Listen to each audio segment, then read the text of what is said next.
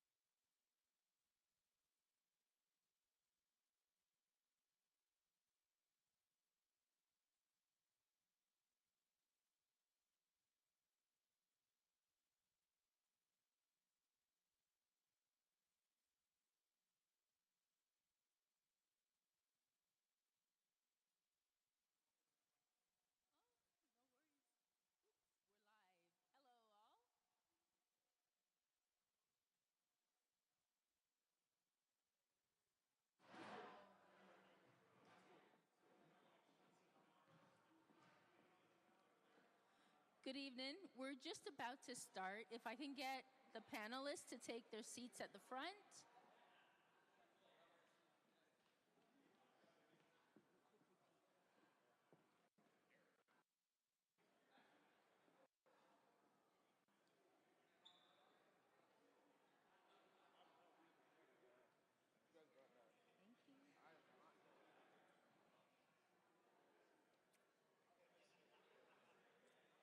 Nate, you're going to sit there, right?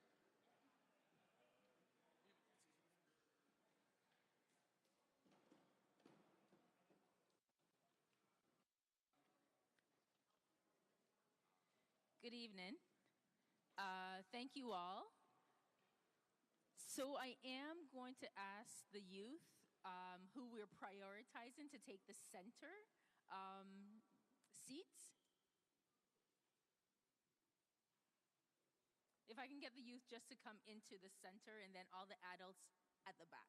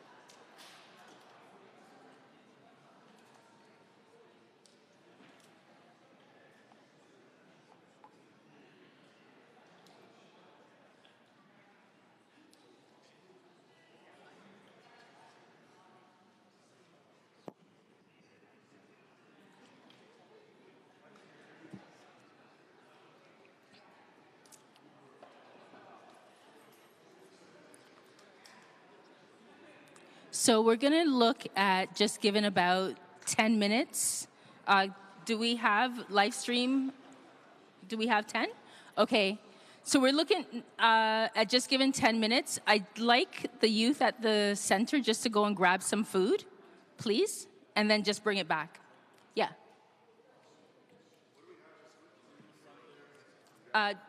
We'll grab some food. There's a lineup already.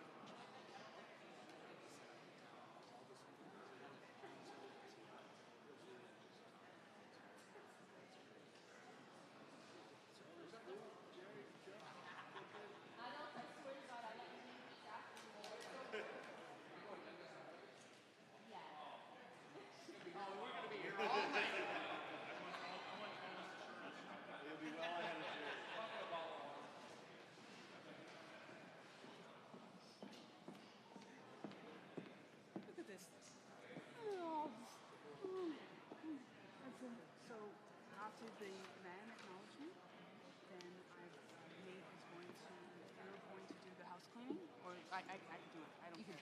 Yeah.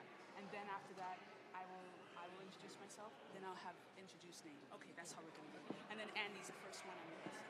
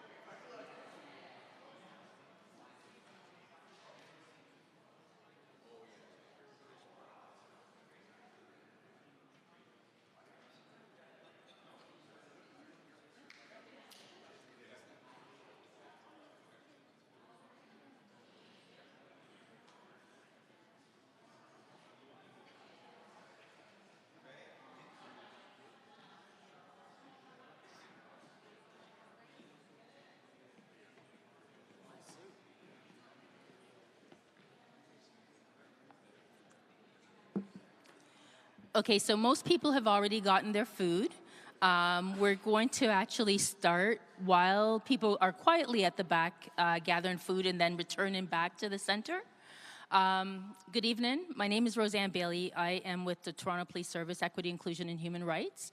I am going to just introduce Kevi, who's going to do our land acknowledgement. As we start, you'll do fine. Okay, hi everyone. I would like to start by honoring the land that we are on, which has been the site of human activity since time immemorial.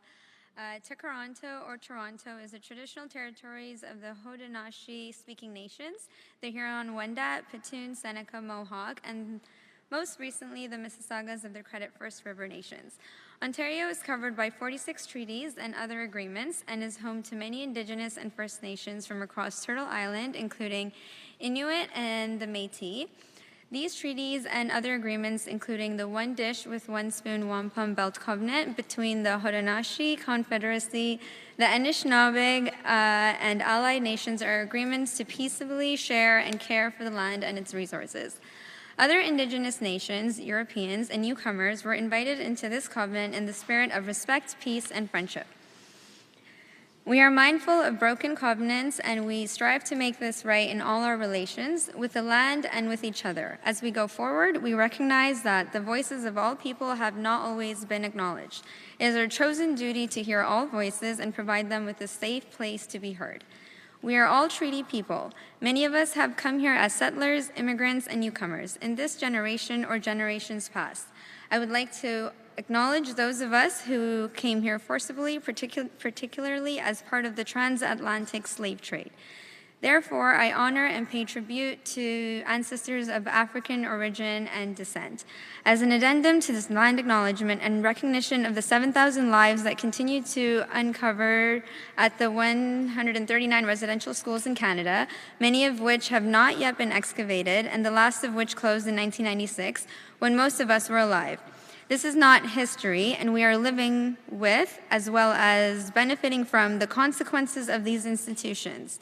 I ask now that in honor of these lives lost and the responsibilities we all have moving forward towards truth and reconciliation, that we hold a moment of silence.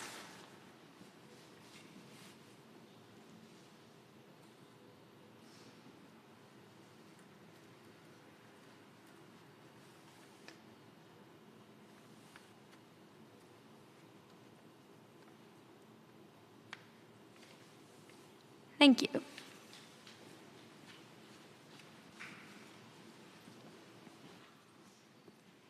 Thank you very much. So I know that as the youth have all gotten their food, I'm just going to ask the adults to also, when you feel ready and hungry, that if you can do so quietly, and then we will actually start the process. So Claudia McCoy and also Nate Taylor-Wilson will be our moderators and facilitators for tonight. Good evening, and thank you for having me here today. My name is Claudia McCoy.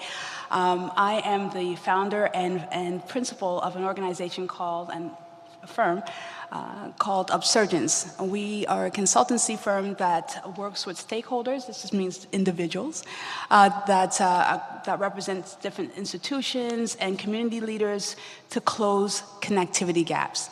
I am so excited to see you here. I've got to speak to some of you earlier this evening, and it's good to see that you're eating and have some food in you. Today, one of the things I wanted to mention is that data seems like, when we talk about race-based data, it seems like this big thing. It seems really abstract. Many of you that I got to talk to today, I brought up the issue of sports. So I'm going to ask some of you guys to raise your hand and let me know if you have ever played a sport or played a video game. Great. And when you play a game, you want to know the rules of the game, right? If you don't know the rules of the game, then you often are not playing the game correctly, and you're in a disadvantage. Same thing with a video game. Race-based data is talking about getting the right data, the right rules, and the right context. Because if we don't get the right information, we're not going to be playing the game right. And if we don't play the game right, then we can be leading many of us to do activities that leads to things that are not equitable, things that lead to disadvantages. So what we're trying to do today is to really get all of us to think about how we can be using information in a way to support our communities and support you, okay? So today, also, I want you to know that we're listening and we need to hear from you. No question is too small. That's how important today is.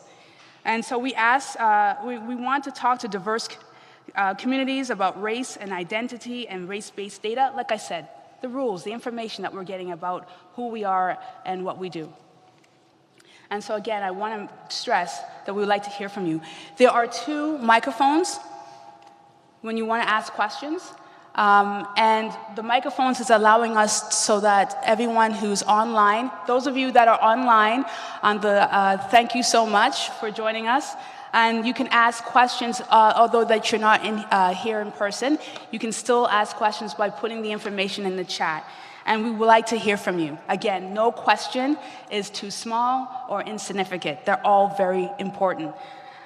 I want to welcome you again. And also, there is 2 therapists in the room. Can you stand and just introduce yourselves? Yeah, come to the mic right there and just say hello. We have therapists so that we can make sure that if you feel feelings that are overwhelming because of the information and that you might be hearing today, there are 2 people that you can talk to. 2 wonderful voices. Please introduce yourselves. Good evening, everyone, and thank you for having us. Jennifer Cassimy from CAFCAN Social Services, here to provide mental health support services. And I am here with Sherna Dove, also a therapist from CAFCAN Social Services. Thank you for the work that you do. Thank you. And I have a co-facilitator, Nate. Is a community leader. Many of you have seen his face. You've seen the work that he's done. Thank you so much for your service. The floor is yours. Well, good evening, everybody, and thank you all for coming. And for those of us joining virtually, thank you as well. Again, my name is Nate Wilson-Taylor. I am the Youth Program Coordinator at Malvern Community Recreation Center. I'm also one of the I'm also one of the members of the Community Advisory Panel that is helping to shape this race-based data collection strategy. I do see a lot of familiar faces here, which is great, and also a lot of unfamiliar faces, which to me is an amazing opportunity for engagement. The 2 individuals to my left here are 2 of my youth champions who are a true voice of the youth that are here in the community. So I'm going to pass the mic to them and let them introduce themselves. Hello, my name is Perez. I go to Pearson, and I'm in grade 11.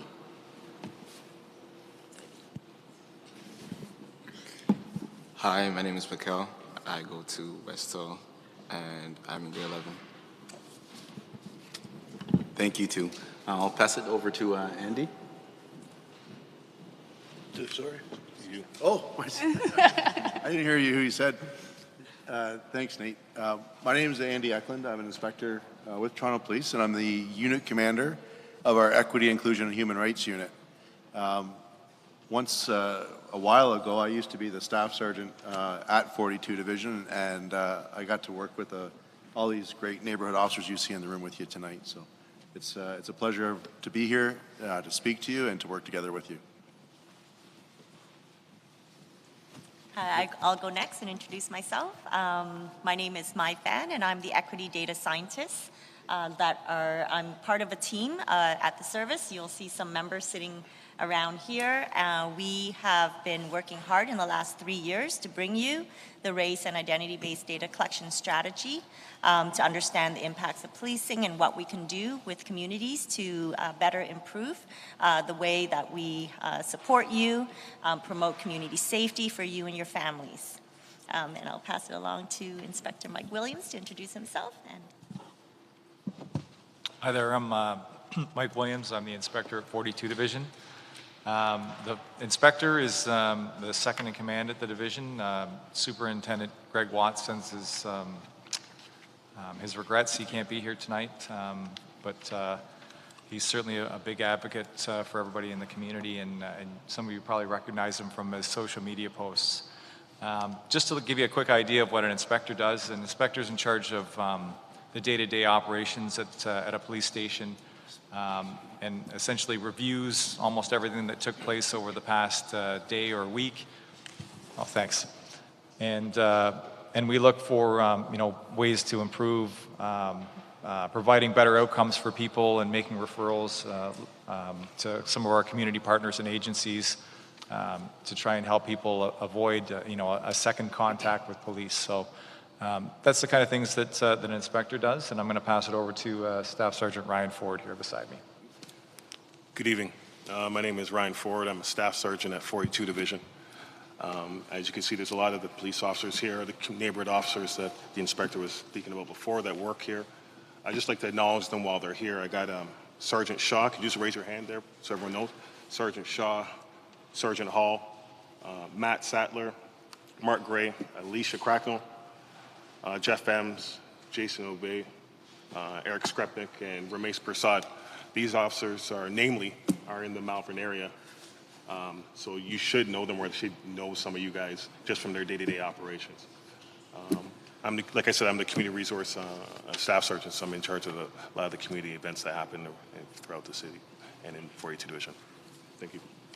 Thank you. Thank you all for being here today. There is another person that is planning to arrive. Her name is Savina. She's the Deputy Chief Admin Officer, and she's leading the equity strategy, meaning how are we going to make the police, how do we make TPS more equitable, and what steps are we going to be taking? This is the fourth. This is the fourth. And every single one of these sessions have been really unique. We had one in Rexdale, one in Jane and Finch. The last one was in Malvern, and now we're in Malvern again. And this time, different audience. This is the youth, a lot of energy in the room. One of the things that we consistently have been hearing is that the community wants to work with TPS to actually bridge gaps, and so that we have a more equitable transaction and relationship building between TPS and the community as a whole. One thing that kept coming up is that we need everyone in the community, right? We need everybody to be a part of this process of closing that gap. So again, I welcome you all, and I really encourage you all to ask questions, those that are in present right today, and those of you that are online. But first, we are going to talk a little bit about what I mentioned earlier about data, and how we use data, and how data can be both a blessing and a curse, and how we're going to make sure that it becomes a blessing for our communities and for those that are in uniform. So, Andy, is it Mai or Andy? Are you going to? No, that'll be me. The floor is yours. Thanks, Claudia. As you can see on the, I was going to say on the screen, but on the wall behind me there, it says, using data to build our equity. For decades, our Black communities have been telling us that we need to address systemic discrimination and racism within policing. We failed to fully understand and listen to our Black, Indigenous, and racialized communities. But we can't solve any problem, especially not this one, unless we know what that problem is and we're able to measure it. Systemic racism is a complex issue in society, and the role that policing plays within that system. So first we have to acknowledge that it exists, and we do. There is systemic racism in policing, and we are working to get rid of it. Back in June of this year, we published findings of the race and identity-based data collection strategy on use of force and strip searches. Dr. Fan will describe what we did in a minute and what we found out. But first, I want to repeat what the Chief has said back in June to members of the public when we presented these findings. First, we acknowledge that these findings are painful to hear. They represent your lived experiences, and confirm what communities have been telling us and continue to tell us. We also recognize that we haven't done enough on such an important issue, and we apologize for the anguish it's caused you, your families, and your communities. And that the service and the board has committed to doing a better job to understand and take concrete actions, work with other sectors of society to improve the outcomes for everyone, especially the most vulnerable. So with that, I will turn it over to Mai, and she can explain what we've done to try to rectify this and to work with our communities to make it a better and safer place for everyone. Thanks, Andy. Before I get into the data and the data work and what the results were, I just want to say that part of doing equity work involving data is that we have to involve communities and we have to involve the people for whom and on whom the data we're collecting and using to benefit. And so we started this work in 2019. We started it because the province had mandated that school boards, children's aid societies, police, corrections, all of us need to start collecting information about the race and ethnicity of people who are involved in, who are in the schools or in the Children's Aid Society, who are going through the criminal justice system in order to identify whether people were being treated fairly and are having good outcomes in an equal way. Because that's what we all want, right? But we, like Andy said, we can't understand the problems that communities are bringing to us unless we have the information to understand how deeply these issues exist. And so we started doing that, and we engaged with a lot of people. We engage with committees. We have members of the Black Consultative Committees here, I think. And we are continuing to improve how we engage with our community leaders, with you folks, with the youth especially, because your voices are so important to understand and to help us to improve all of our systems. But we're here to talk about how to improve policing. So with that, this graph kind of shows you all of the interactions and the conversations that we have with different people throughout the last 3 years when we were unrolling this strategy. And one of the things that we heard when we were engaging, particularly from members of the Community Advisory Panel, Nate sits on that advisory panel, and we couldn't have done this work without folks like Nate and all the other 12 members who volunteered their time to really guide us through how are we going to do this work so that we use race data in a way that helps and benefits communities, helps us to understand ourselves without stigmatizing communities. One of the first things they told us was, we need to better understand and help communities understand what policing is all about. What is the process that we are talking about, right? And so we got down to the work of really mapping out what policing as an experience looks like, what the process looks like. And just behind me on the wall there, you can see this is what people generally think of policing, right? Someone calls 911, officer arrives on the scene, they ask questions and investigate what's happening in the situation, and then they decide to make an arrest. They might decide to make charges, or they might decide there's no charges, and the person goes to court, or the person is sent home. However, in reality, policing is super complex, right? And messy. So all the situations that could bring an officer to the scene, you can see on this side of the chart with all the different arms there.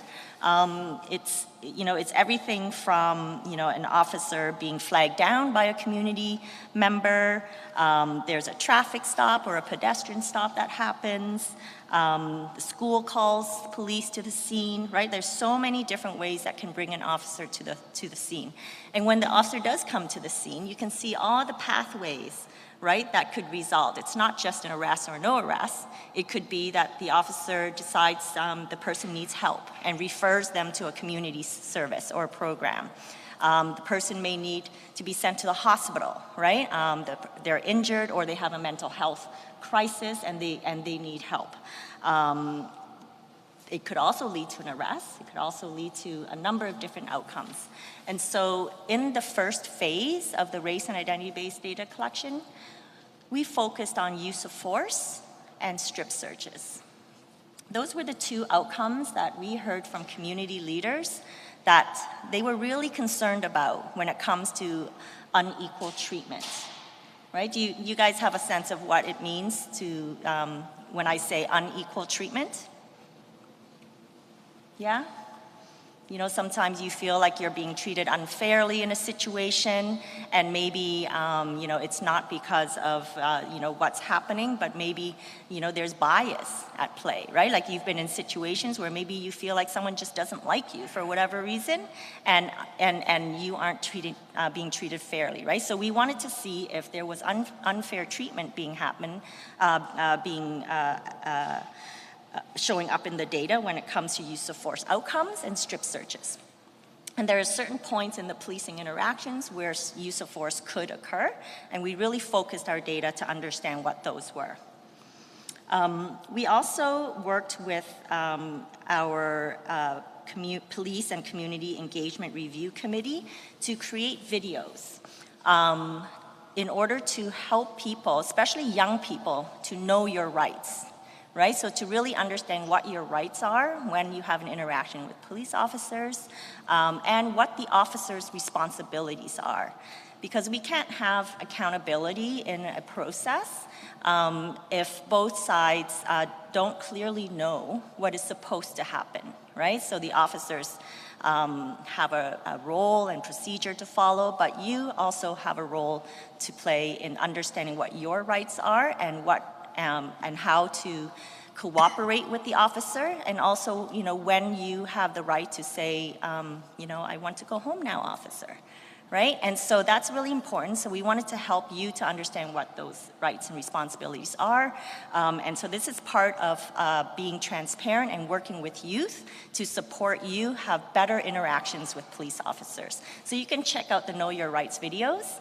I think there are about 4 of them. And those videos were created in partnership and with the advice of youth as well. So what do we mean by use of force? What are the situations where we are capturing information to understand what's happening? Use of force, when we say use of force, we mean the reportable incidents where the province requires all police officers to submit a report about the incident. So that's every time an officer uses a physical force, like a fist or a kick, that results in medical attention. So the ambulance comes on the scene. You need a nurse to attend to the injury. It's also every incident where a firearm or a taser is used. Do you guys know what a taser is? Yeah? Yeah, so every time an officer, you know, pulls a taser out of their holster or a handgun out of their holster, they point it or use it. Also, every time an officer uses a baton or a pepper spray or a police service dog makes contact with the person, right? Then a use of force form is required, and there's a whole accountability process. And you can see some of the charts behind you there, what those accountability processes look like to make sure that we are tracking and monitoring every time an officer uses force. And now we also have body-worn cameras, right? Some of the Know Your Rights videos also explains how body-worn cameras are used and in what situations they have to be turned on, and how we're going to use them to make sure that you know, there's that added layer of transparency and accountability. So we looked at all the incidents of use of force, and we wanted to see if there were over-representations in how we use force when it involved people from different race groups. What do we mean by over-representation? We mean that we're using force, you know, the proportion of people in use of force incidents that are of certain race groups, are they more or less than their proportion among those who have an interaction with officers? So when we looked at it that way, we saw that there were some groups where there was an overrepresentation in use of force. So use of force was more likely to be experienced by people who, in incidents where there is an enforcement interaction with people who are identified as Black, as Middle Eastern, as East Asian, or Latino. And we found different findings for different groups. So for Indigenous people, they were less likely to have a use of force, but whenever they interact with police, but they were also more likely to have a police interaction in the first place, right? And so some of our findings you can see in our report. We try to illustrate it in colorful graphics so that you can see what an over or under representation looks like in use of force incidents. Now we also looked at strip searches. And we tried to show what a strip search and arrest and search of person process looks like so you can understand when a search of person happens and at what point a person might experience a strip search. And usually that happens, a person may be strip searched after they are arrested, but also after they are booked at a station. And a strip search usually occurs in order to make sure the person's safety, right, is there. So there's not any weapons or drugs that might harm them or people that they are held in custody with. And so the strip searches that the service conducts was reviewed. Our policy and how we do search of persons, was criticized, not necessarily just Toronto Police, but across the province, right? There was a report that showed that strip searches were not really done, in a clear way, and training wasn't really clear. And so the service took the effort to review how we do search of persons and really tighten and fix that policy. And we trained our officers. And so when we looked at our data, we found that the policy change and that training really helped to reduce strip searches, but more importantly, it helped to reduce the representation in strip searches for certain groups like Indigenous people, right? So there are changes that we can make that has a concrete, immediate outcome in addressing inequities in outcomes. And you can see that in the strip search data. So your voices are extremely important in this process. The data that we have can only tell us so much. We don't have perfect data, but we can clearly see that there are different impacts and outcomes experienced by different communities, and we need to dig deeper, and we need to work together to come up with concrete actions and solutions. And we can't do it alone. This is why we're out tonight to speak to you as youth who are so important in our communities. We've been to, as Claudia said, 3 other town halls. We've also engaged our community advisory panel, who are members of the community who have advised on this throughout. And it's important that we get it right. We also need to work with other sector partners, and other sector partners are the education system, child welfare system, the justice system, because systemic racism isn't just a policing issue. Who here knows what systemic racism is? Did I see somebody over here? Do you want to give a... Yeah, what's systemic racism?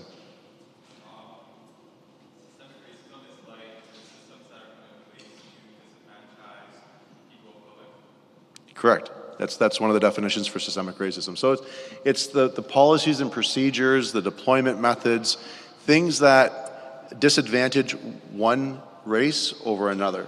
That's systemic racism. So when we look at the way, as police officers, the way we do our deployments, the neighborhoods that we're working in, that can create systemic racism because we are over-policing or under-policing different communities based on the race of that person. That's systemic racism. And so it doesn't just happen in policing, it happens in all sectors of society, as I said, child welfare, justice, education. And so we have to all work together to really understand the root cause of systemic racism and to help eliminate it. Since about 2019, we've been talking with our community organizations, with agencies, committees, including our own members, about how to use the data and listening to our communities to improve policing. We're also improving on how we work with key communities, like the Black Community Consultative Committee, who we reached out to following the first town hall and are now working with us going forward. And for that, we thank the BCCC. But again, your voices are extremely important. This is not something that the police can do alone. This is something we need to work with our communities in driving change. And so we have come to you tonight, and one of the reasons we want to talk to you tonight is through this process, we've come up with 38 recommendations in order to help eliminate systemic racism within use of force and strip searches. And so we see on the wall here a few of the some of the recommendations. But again, these are recommendations we've come up with, and we really need to hear your voice in this to see if we've got it right. Is there anything else that we can do? Is there anything we can change with these recommendations to help us better police your communities? And so we start by listening and understanding, and this is the first step in this process, right, what we're doing tonight, by sitting with our communities, by sitting with our youth to understand what the issues are and how they have experienced these outcomes. Next, we move to our governance. So one of the things that we're recommending is that, as we saw with the strip searches, a change in policy can have a dramatic effect on the outcomes of a system. So strip searches went down after we changed the policy. So we're looking at the policy changes in terms of use of force, and we have changed our policy. In fact, it's not called use of force anymore. It's called our incident response.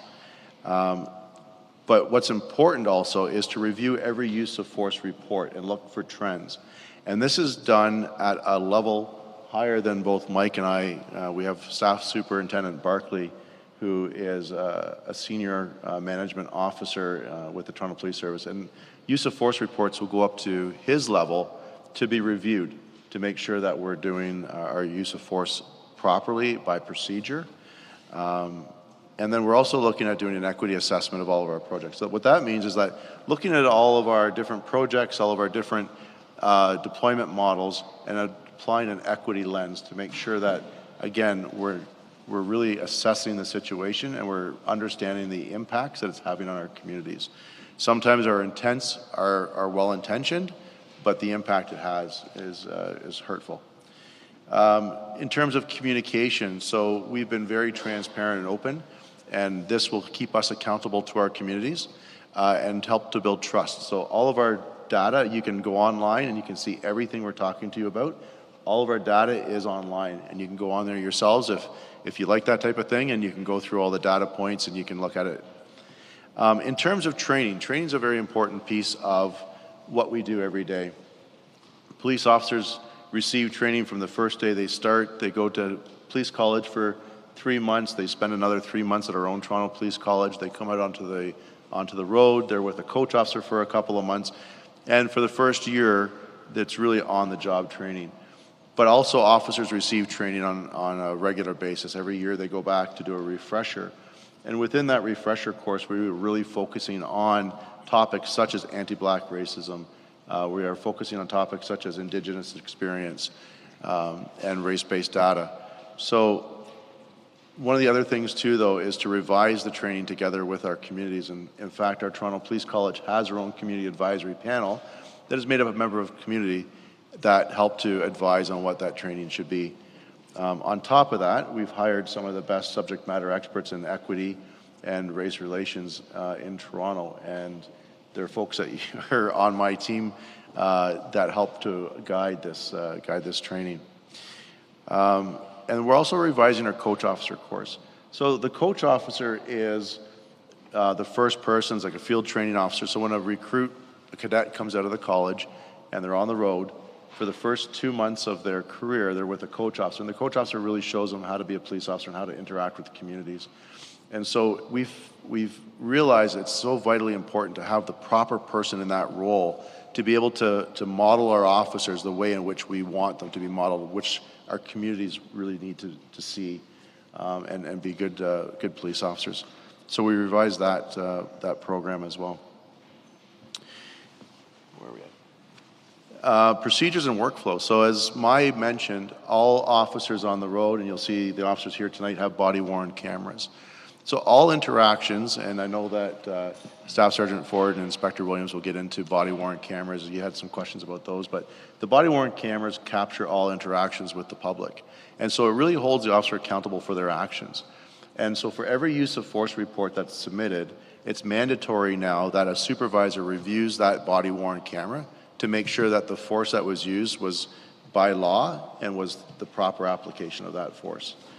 And then for all brand new officers, so all officers within the first year of their career, not only do they have their body-worn camera footage looked at, but they also have to sit down with their sergeant and do a debrief on that use of force so that they fully understand the implications that force has on members of the community and that they're using it, again, they're using it properly. So that goes towards the training piece and really modeling the behaviors that we're looking for in our officers. And then finally, the monitoring part.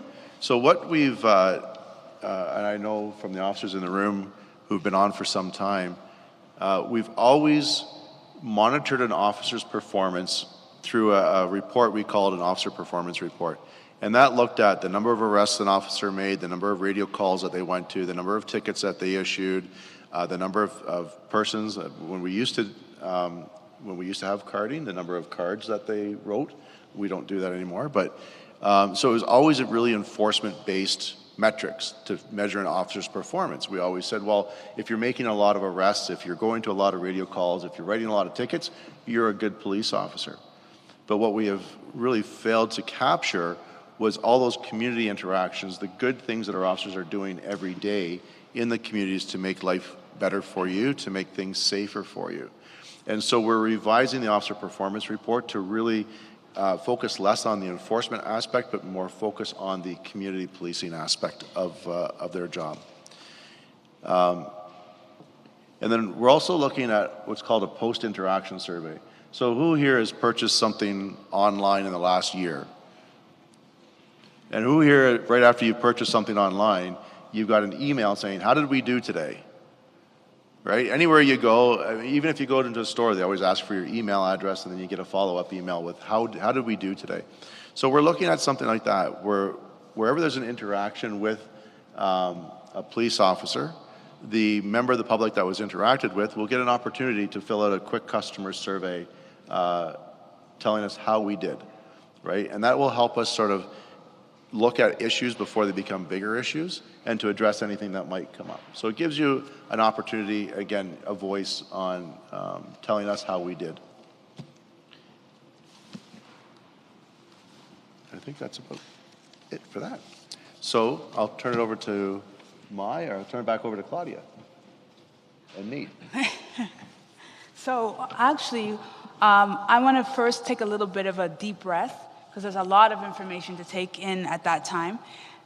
And I want to know if there's any questions. No questions? Okay, I'm going to tell you, you guys need to get warmed up because I'm going to have a couple of questions for you. Because if you don't have questions about this, I have some questions for you. But I do want to start off, there's two fine gentlemen here. Nate, I think we should find out from them how they see the whole information around race-based data and policing. So we talk about things such as relationships and engagement and whatnot, which is a big part of policing. So I want to ask you two guys how you feel about the police. And you can be open. This is not only a safe space, but a brave space as well. So whatever kind of comes to your mind. All right, I guess I'll go. No offense to any cops here, just in general, I don't like the cops for reasons that I've seen online of cops seeming to be targeting black people, where there might be let's say there's one black girl and one black guy who stole something, or one black girl and one white girl who stole something. It seemed like the black girl got more force towards her than maybe the white girl did.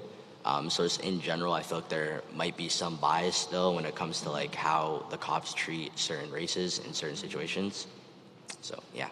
Actually, that's an interesting thing. Online, was that, do you know where that incident happened? Was that in Canada or was that in the States? Do you know where it was? That was in Canada, yeah. That was in Canada.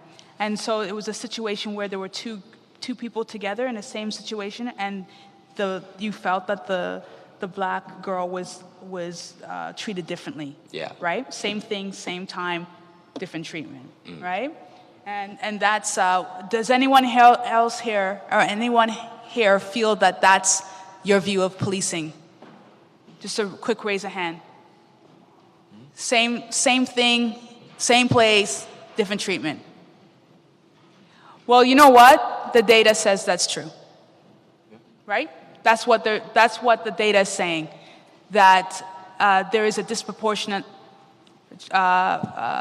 use of force in stripping, and that data switches it from being speculation to fact. And this is the importance of having data. And Mikhail?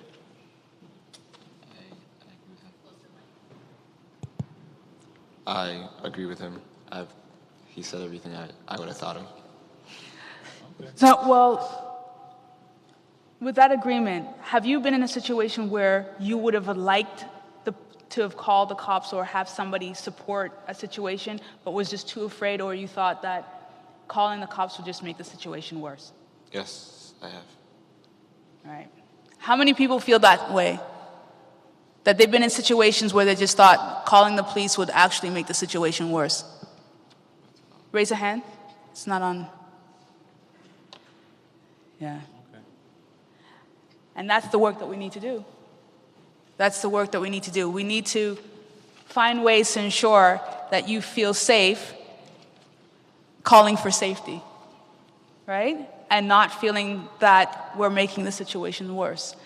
And you talked about training, Andy. How is that training, do you feel is going to actually try to switch and change that outlook? We're not done with you guys yet. I missed that last part. I just said I'm not done with this fine gentleman yet. You're in trouble, young man. No. I've seen Claudia. Claudia's good. If she has a question for you, she'll ask it. So the training that we have right now, what we understand is that everybody has biases. Whether that's you like green beans versus corn or you whatever. Everybody has biases, and we all have certain racial biases as well. And they become unconscious bias. We don't know we have them, but in our actions, those biases tend to come out. And so part of the training is getting our officers to understand that we all have bias and to understand what that bias is and how we can control the bias. A lot of it is just not knowing the different cultures that are out there, not being integrated with the black communities or the South Asian communities, getting to know the people that make up the communities, which is why the Neighborhood Community Officer Program is one of the most successful programs we have, is because these officers are actually out there, they get to know you as people. And so that's part of the training that we're doing, is we're trying to reduce the bias, we're trying to help our officers understand the black experience, help our officers understand the indigenous experience, so they have empathy for your lived experiences and what you've been through. And that will reduce biases, it'll reduce the disparities in the outcomes of how we interact with our black, our indigenous, and our racialized communities. And it's also doing like scenario-based training as well, where officers, like I said, they have to go every year to do in-service training. So for the first day, it's 3 days long. For the first day, we do a lot of in-class. We talk about the black experience, anti-black racism, indigenous experience. We talk about persons with disabilities. We talk about mental health issues. And then for the next 2 days after that, they go through a lot of scenarios that involve actors who would be from racialized communities and how they deal with those people. And again, it's by being able to deal with people from different communities on a regular basis that we reduce those biases, because again, they get to know you as people, right, as community members. So that's what the training will do for our officers, just to give them empathy so that they are dealing with our communities a lot better. Thank you, Andy. I do have a question actually for Dr. Mai Fan. She actually doesn't like when I call her doctor, but for Mai there.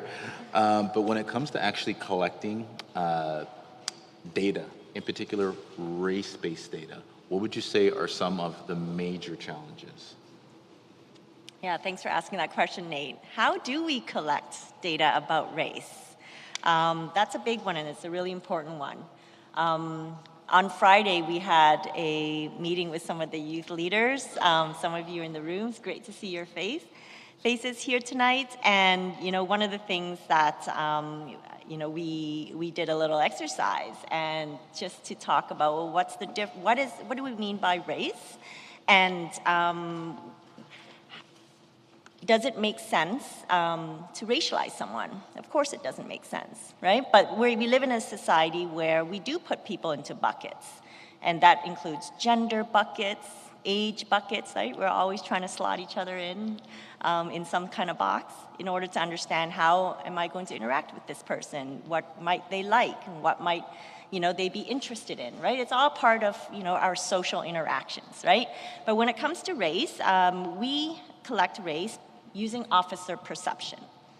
And so that is what an officer thinks, what box they think you are in when it comes to race. And why does that matter, right? And why is that important to know? When you think about trying to understand racial bias and trying to understand whether that has an impact on somebody's outcomes as a result of another person's decision making, it often comes from the assumptions we make in that split second when we interact with someone, right? And so officer bias helps us to officer perception helps us to understand whether that perception is influencing treatments. And by using all of our data, a lot of our data, we want to understand and look into the nuances of a situation and see if once we factor in, is this a robbery, is this a break and enter, and compare apples to apples, and if we're still seeing a difference in outcomes based on officer perception, then maybe it has to do with some sort of implicit bias at play, whether it's individual bias or it's a systemic bias in our policy or procedure and how we train officers, right, to do their jobs. And so it's not about how the person identifies, right? We know that perception can be different in different situations. If you saw me in Northern Ontario, and I've had this experience before, I am perceived as Asian, East Asian, oftentimes when I'm in the city. But if I'm outside of the city in a different context, some people perceive me as Indigenous, right? Or if I'm in a different situation, somebody else might perceive me in a different way. But does their treatment of me or their impressions of me change because of that perception? That's what we want to get at. So I hope that helps. And so every time an officer, so for example, in use of force, I mentioned the use of force report, right? They have to fill out a form that says, what was the date? What was the time that force was used? What force was used? Did they use a baton? Officers also have to check off what was the race of the person that they used force on, their perceived race, right? And so it's through the use of force report form that we collect the subject's race, the person's race, and we use that information and we analyze that information to see if there are any trends, right? There may not be a bias in that particular incident, but if we're starting to see a lot of incidents and we're starting to see a particular trend, then it causes us pause to say, let's look at this further and try to understand how are we doing things and why are there these differences in outcomes. Mai, can you actually talk a little bit more, clarify how you would go from a data set to identifying a trend that might be a bias trend? How would you on the pipeline identify that? What grades are in the room here? How many are in grade 10? Raise up your hand. All right, 11, 12. Any grade 8s in the room? A few? Yeah. Grade 9? Did I skip grade 9? All right. Grade 7. Okay, so grade 8 and up. So a lot of you have probably taken math, right? And you've probably learned how to do these bar charts and pie charts. Have you? Who's familiar with bar charts and pie charts? Right, okay. So you start with like individual data points.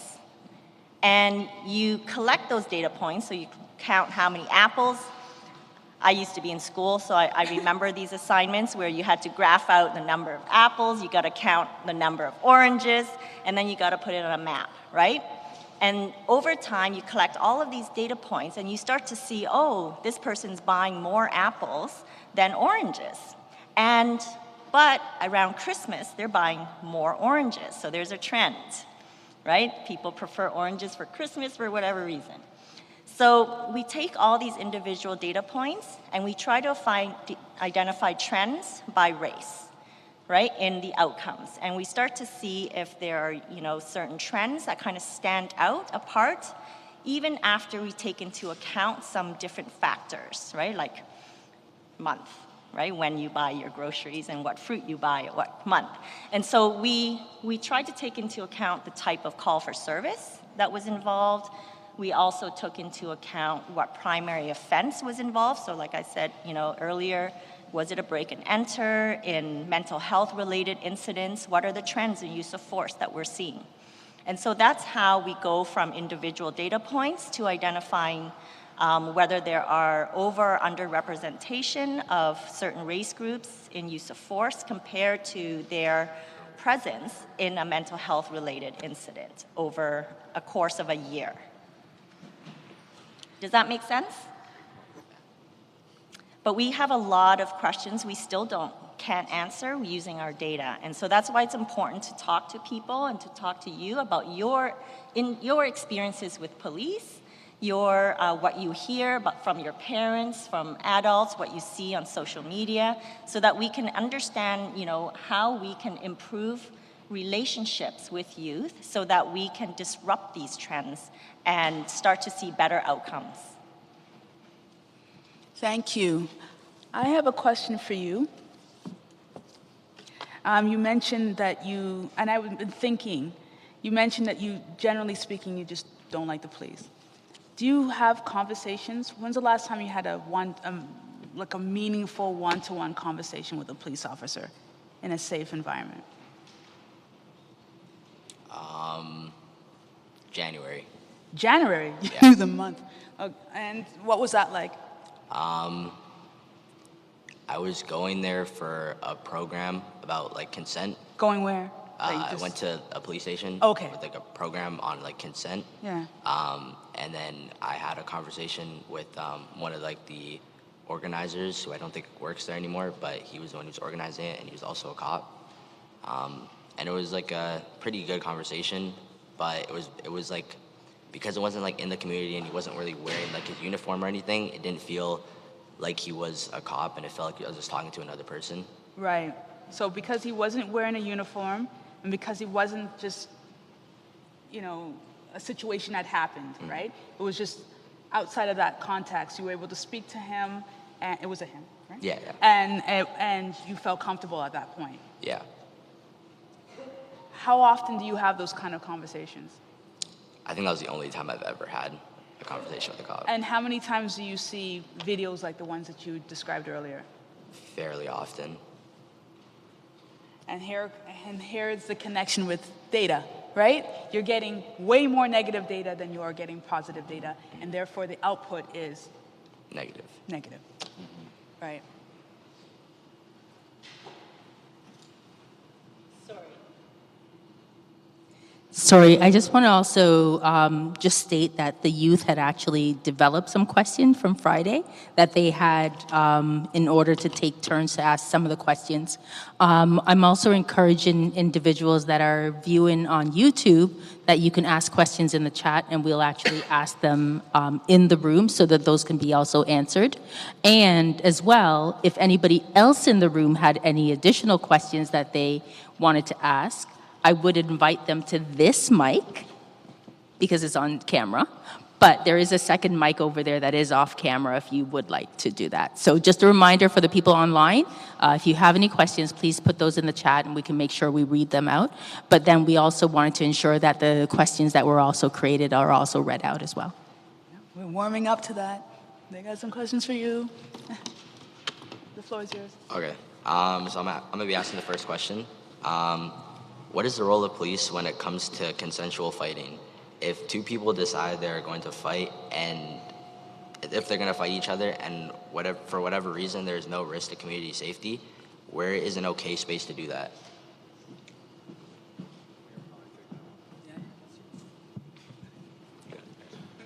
So the role of the police in the community is to keep the peace. So I don't think at any point any police officer is going to tell you it's a good idea to resort to violence at any time. There's probably way better ways of sorting out issues.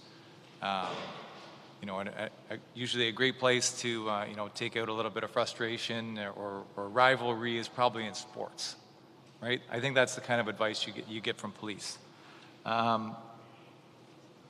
Fights do happen. That's a reality, right? And you know, and just so everybody, you know, we kind of educate everyone on that. Like, spontaneous fights do take place, and sometimes they are consensual. They're between two people that lose their temper and they, you know, come to blows with each other. But where it can become an issue is that if one person is not a willing participant, it becomes an assault. Or if one person becomes injured, you can't actually consent to being injured, and the police may become involved and end up laying charges. So that's more or less like, you know, I can't say that there would be a, you know, any safe place to, you know, resort to violence. And, you know, I think the best place to, you know, take out frustration is like, you know, a sporting field, like you play football or hockey or soccer or basketball. It's a great place to, you know, one, learn about teamwork and, you know, and stay in shape and learn tactics. You know, and also blow off a little bit of steam at the same time too, right? So, you know, I don't think any police officer would ever say that, you know, there's a good place for violence to take place in our community. Can you actually consent to violence? So, well, like two people, like as per the law, like can consent to having a physical confrontation. But like I said, you know, there are points, and sometimes you don't have very much control over, you know, what takes place. If one person becomes injured, for example, you know, they end up with a broken nose or a broken arm, that becomes what the courts would consider an assault causing bodily harm, and you can't actually you cannot consent to that. So in that kind of case, you know, if the police became involved, someone could become charged. Oh, yeah. Okay. Well, we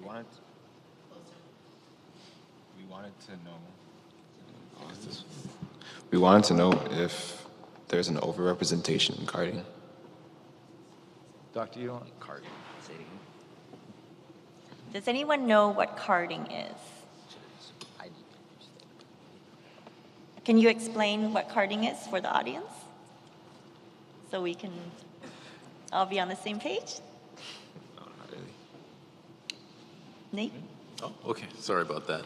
So what carding is, and it was a practice that the Toronto Police Service used to engage in, where they would go into certain neighborhoods or anywhere really in the city, and an individual would be stopped, not because they had done anything wrong, but just on maybe some type of hunch or suspicion.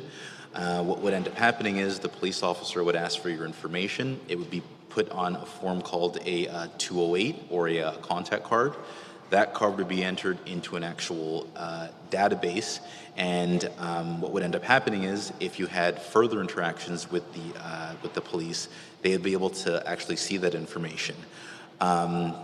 Some instances where you might be pulled over or stopped, they see that you had some type of association with, some other individual who had something completely different and nothing to do with the actual situation that you're actually being stopped for.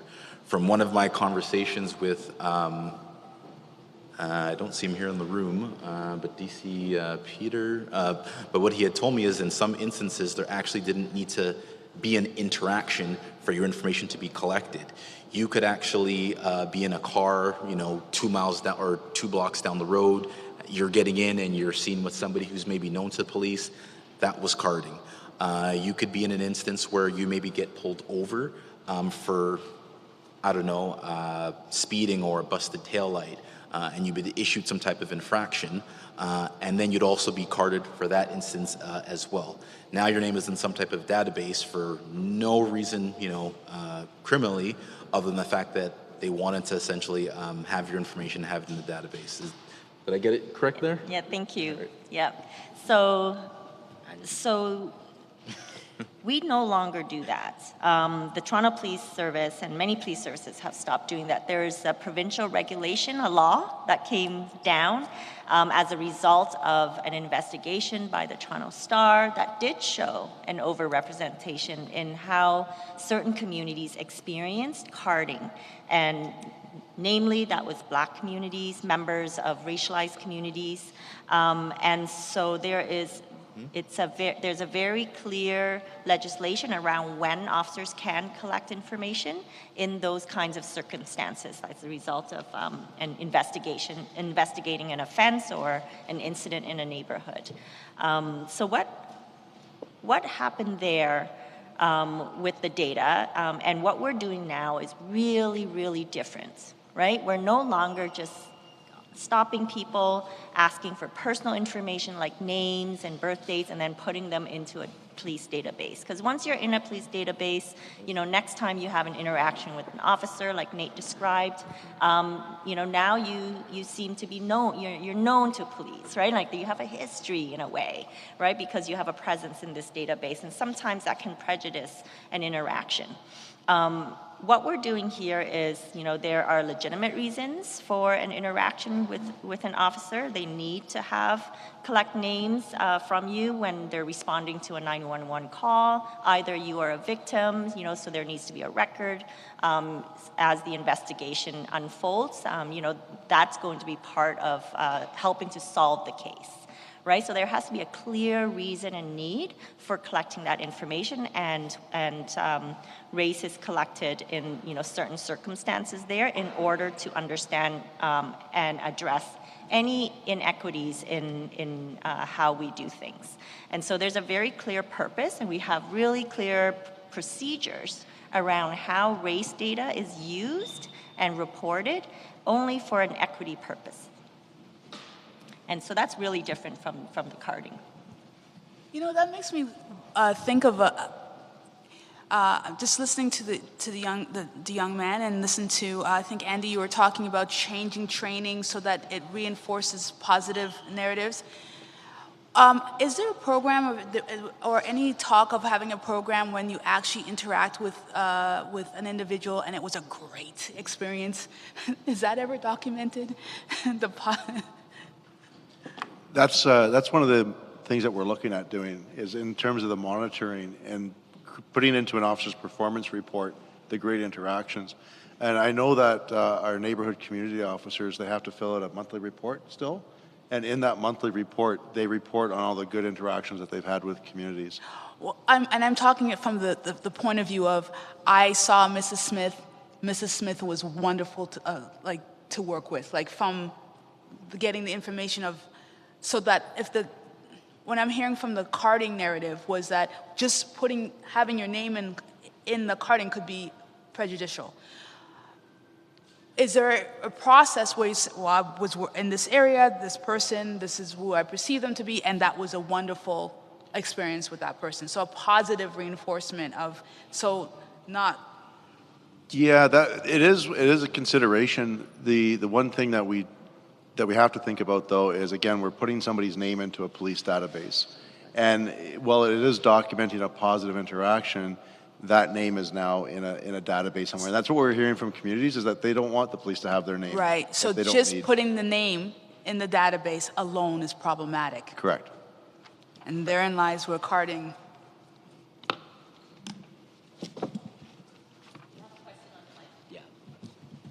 Hi, it's a question that was online.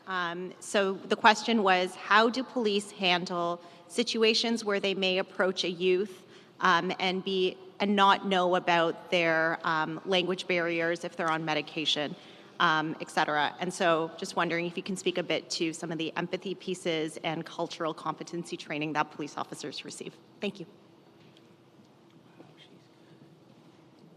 We could talk about, yeah, go ahead.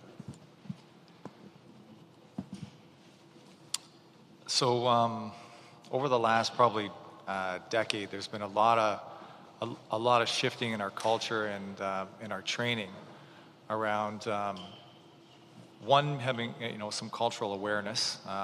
We've had lots of mandatory training for our officers for numerous backgrounds and cultures that help them understand a little bit more about the community that they're interacting with. Another thing that we've actually seen over the past decade or so is a better reflection of those cultures and communities in our service. So officers becoming friends with one another and just learning about one another and their backgrounds and and where they come from and some of their story has been very beneficial for all of us in helping us interact with the community. We've also done, like Andy said, lots of training around implicit bias and a lot of self-reflection. This whole exercise really is like a self-reflection for our organization and for each one of us. And it's if you've ever done something that it didn't make you feel real good, and you kind of have those moments of self-reflection, it doesn't feel real good at all. It's tough to do, and it's even tougher to do publicly. So it's been a good exercise for all of us to take a look at ourselves and how we interact with people and our understanding of our community.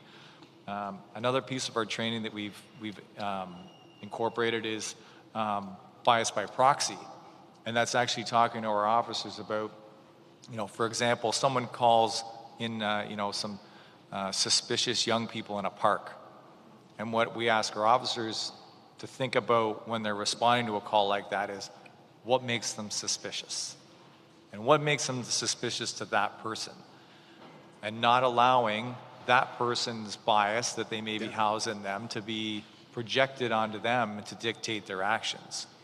So there's a lot of conversations that we're having and awareness that we're building in our service to think about those things and reflect on them and not allow other people to impact your actions and how you interact with people in the community, and evaluate the situation for yourself instead of allowing someone else to make those decisions for you. So, Mike, if I could add on to that, we actually have, remember I talked about these experts that we've hired to help develop the training? We actually have one here tonight. So Nazra Abdi is one of our trainers at the college, and she was hired as a subject matter expert. So I'm actually going to put her on the spot and call her up to the mic to talk about some of the training that she has developed and is developing at our police college, so that you know fully what it is our officers are receiving.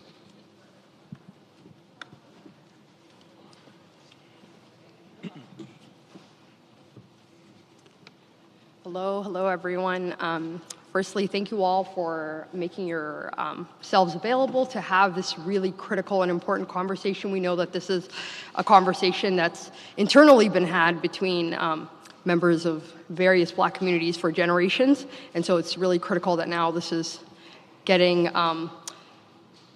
not only the conversation that it needs, but also the behavioral things that we want to continue training officers in, right? So one of the things, I think there was a question about mental health. It was around mental health, right? So that is one of the core areas that we talk about, which is trauma-informed approach. What is trauma, right? What is trauma when we're talking about, seeing something, even if you as an individual have not experienced something, seeing it, whether that's through social media, as the young gentleman mentioned earlier, whether that's through seeing it through your family or through your friends or hearing it, that is trauma, right? And so when you're interacting as an officer with youth, you're taking all of that into consideration. And so I think one of the areas that we're continuously highlighting is the knowledge piece, the background information.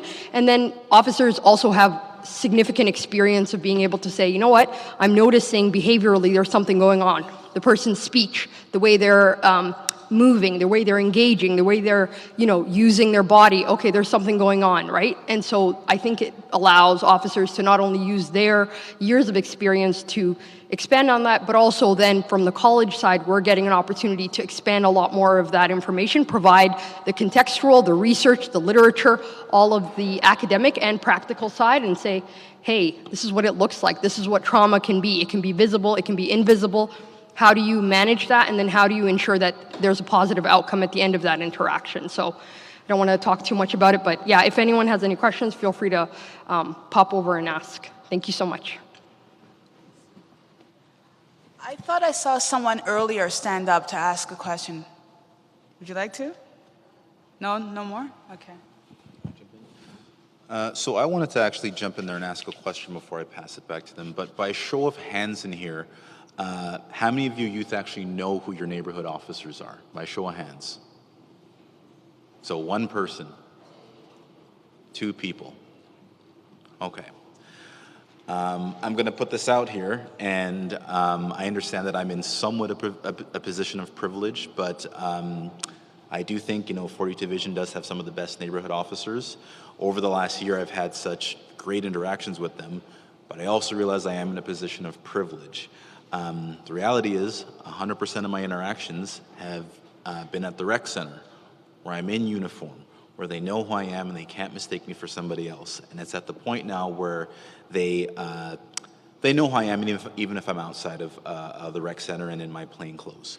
What I'm going to put out there, and that's maybe to Inspector or Staff Sergeant there, Mike or Ryan, but outside of the neighborhood officer program, what is 42 Division doing to actually engage the community, to actually allow people to see the other faces? Because I know there's a lot of many great men and women at 42 Division, but it's not just the neighborhood officers, right? It's primary response, it's your community response unit, it's auxiliary, and the other units that are actually there.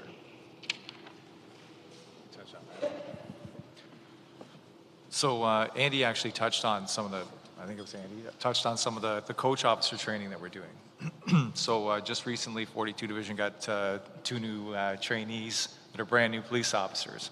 And one of the initiatives that the service has is a new community engagement kind of program for them. So in their first week, they're actually taken around and introduced to different communities in their first week as a police officer, to meet them, interact with them, shake hands, and interact in like a safe environment. So that's like right from day one, week one for them.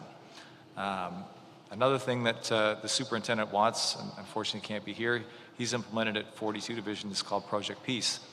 And what he's trying to do is assign officers to neighborhoods, not as connected as the neighborhood officers are, who are actually designated to an area to spend almost their entire shift in there if they can. What we've asked our officers to do is, when they're not on a call for service, is gravitate back to the neighborhood they're in.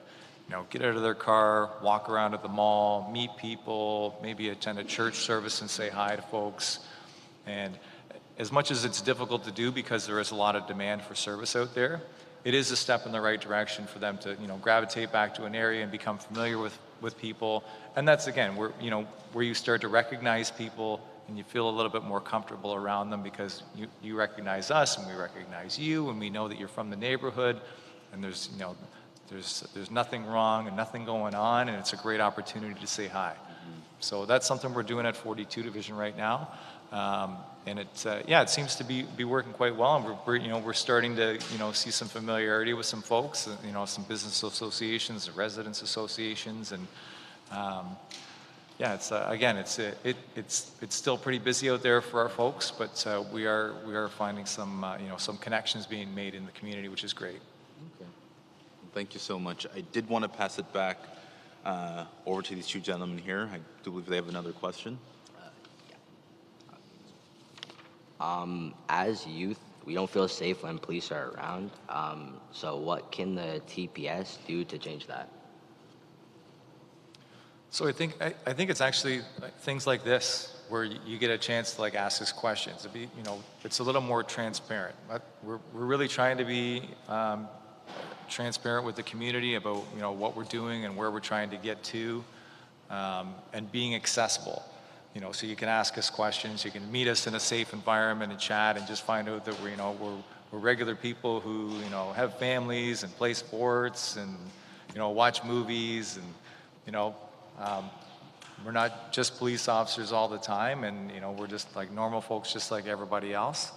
The neighborhood officer program's a great one too, so that you get to know maybe certain police officers, but you realize that there's great cops out there. They're nice people. They're here to help. Another part about being transparent. There's a question. I think somebody asked about body-worn cameras.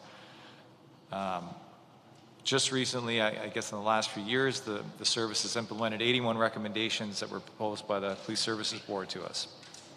One of those, in transparency, was actually publishing our service procedures and governance.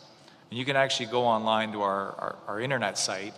And if you go to, I think it's About Us and then Procedures, you can read through exactly what a police officer is supposed to do with regards to their body-worn camera, or what some of the rules are around the use of force or searches. So just kind of being more of an open book for people to kind of see how we operate and what the rules are, can hopefully help them understand why we do certain things. Or why certain things happen. A lot of it has to do with safety, trying to keep the community safe, keep our officers safe. There's a lot of emphasis on that, and is something that we can help people understand. And you can you go to that internet site and read about that all on your own time, and learn a little bit more about why we do things and why certain things happen.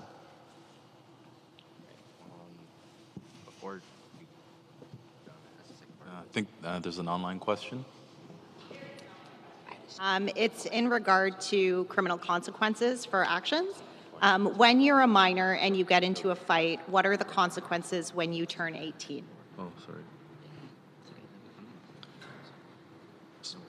I could probably cover that too. So the Youth Criminal Justice Act is for people who are 17 years of age and younger.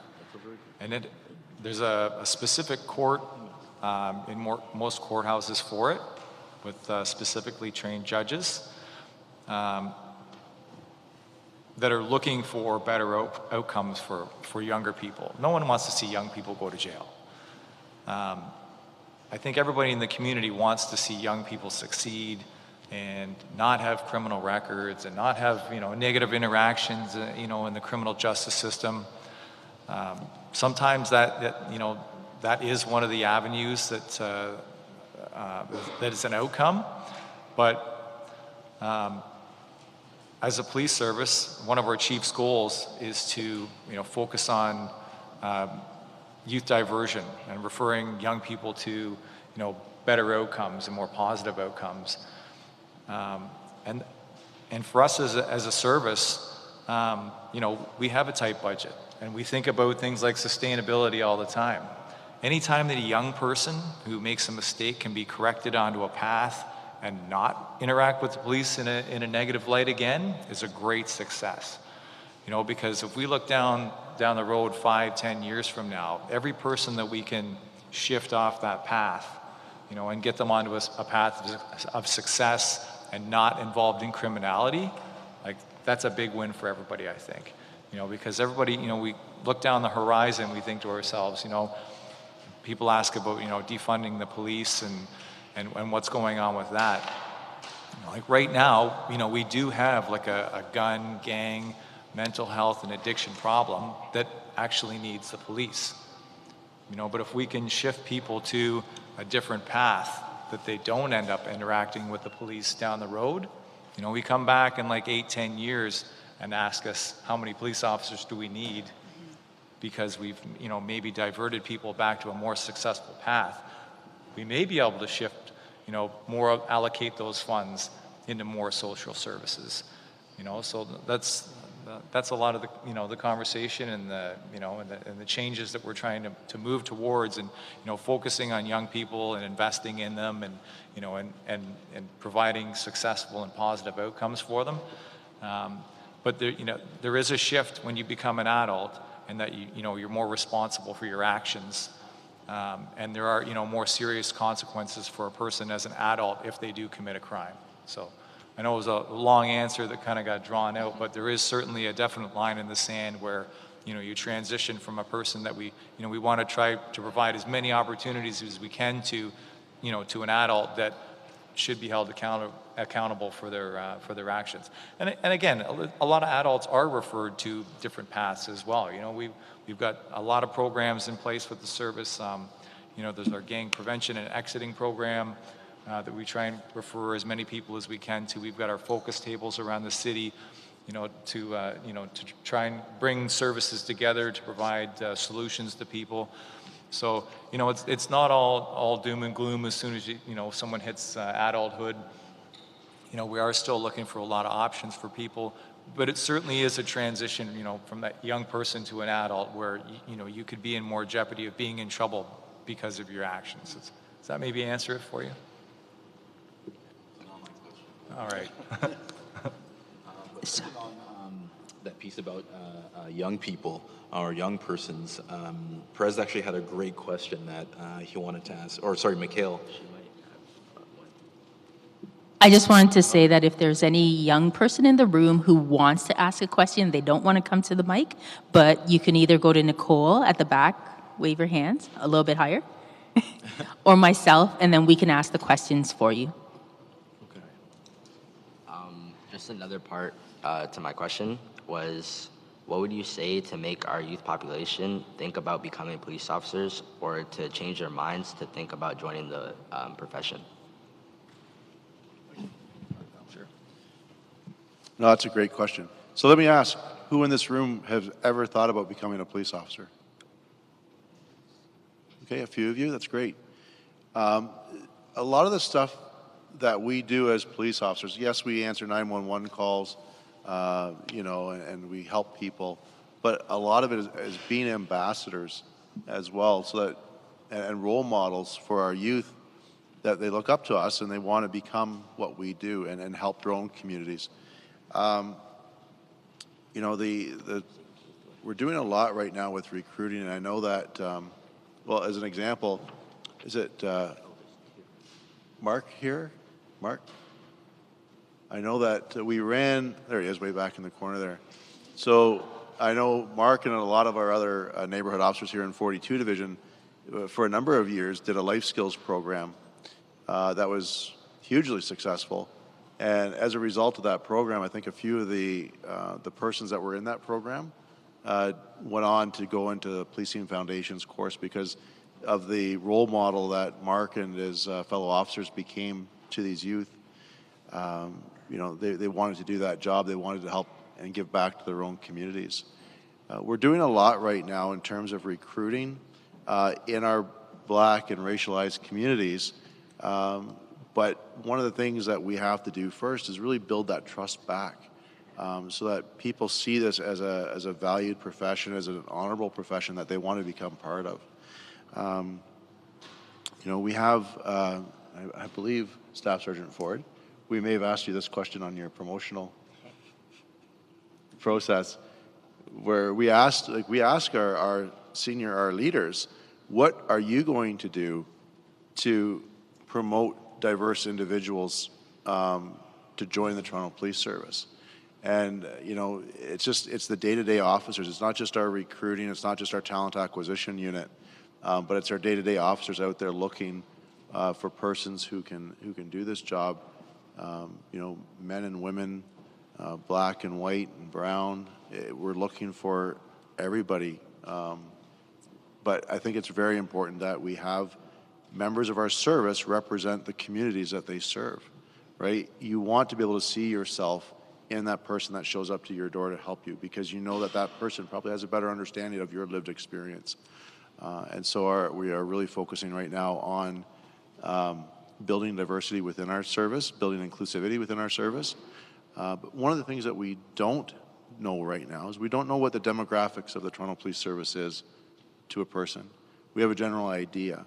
And so we're working right now on building demographic data within our service so that we know what we look like and how we represent our own communities. And that way we can work towards bringing in more persons that represent our communities. Did that answer your question? In a roundabout way, yeah. And I think I can help. I can probably help, like, add on to that too. Like it's awesome to see, you young people out here who are, you care about your community, you care about your future, and I kind of see it a little bit like voting. Like anybody that can vote. If you don't vote, you don't complain, right? You need to have a voice. So, what we're saying to you, you young folks who may be interested is like, come and join us. Like, if you want to make a difference, come make a difference. The door is open. We're going to be recruiting for the next few years for sure. I think we're somewhere around 300 next year, boss. Yeah, 300 people next year. And, even if you're not sure if you want to be a police officer, there's so many jobs in the service. We've got civilians that help us with our equity and inclusion. We have media relations officers. We have court officers, special constables. So many different roles and jobs that you can, come and, help improve public safety right here in your community. So nobody can tell you how to act. You choose how you act. So if you want to become a police officer or a special constable or work with the service, you're the only one that can go out there, and make that difference and make those smart and positive choices and be a positive, make a positive impact in your own community, So, we're looking for people to come and help us, and if you've got great ideas, bring them. You have co-op classes? Sorry? So with the service, it's actually the Youth and Policing Initiative. So like young people from high school can come work with us over the summer and sometimes in the winter and in the evening hours, and, get a little taste for the service. We do have mentoring sessions with our recruiting. I believe they're still doing some of the open houses at the college, so you can go and actually practice some of the physical testing and see how that works. So, we're really trying to, help people and encourage them, and we really do want a balance of everybody across the service. So we're, reflective and have lots of, life experiences and backgrounds, all working together, as a common goal to, make Toronto a safer place. Also, if I can piggyback on that. Yeah, absolutely. Also, if I can piggyback on that. Here at 42 Division, we had a job fair and a recruiting. We got our talent acquisition to come up to the zoo because the police college is pretty far in the West End. It's at the other side of the city. And I know some of the young people wouldn't make their way down there. So we brought the recruiting back up here to the zoo. So the next time that we're doing these recruiting, we want the best and the brightest, like the boss was saying. And we brought that up here to this area so that people could come out and see what it's like to become a police officer. The neighborhood officers here from 42 Division set that all up. And we'll be doing stuff like that in the future. So if like the boss said, if there's things that you want to do with the Toronto Police Service, whether it's being a police officer, a court officer, a district constable, or just volunteering, come out, because it's the people like yourselves that they want to come. That's who we want to work with us, right? You want to, when you see officers driving, you see Officer Mark, and you wave because you know him and you see him. You want people that look like you out there policing and helping people like you. I think that's what the essence of what most of you guys are saying, all the questions that you're asking. There's a question there. Sorry. Who is my neighborhood police officer? Where do you live? Morningside and Halfway. Morningside and? Halfway.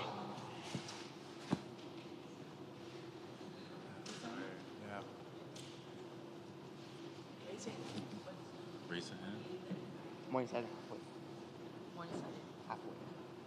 Morningside and Halfway. He wanted to know who his neighborhood officer is.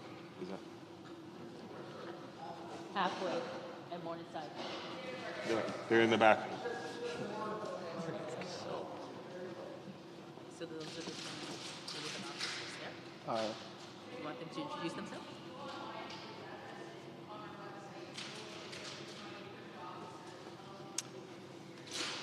Right, yeah. So can you repeat that for the people who are? Yeah, so, sorry.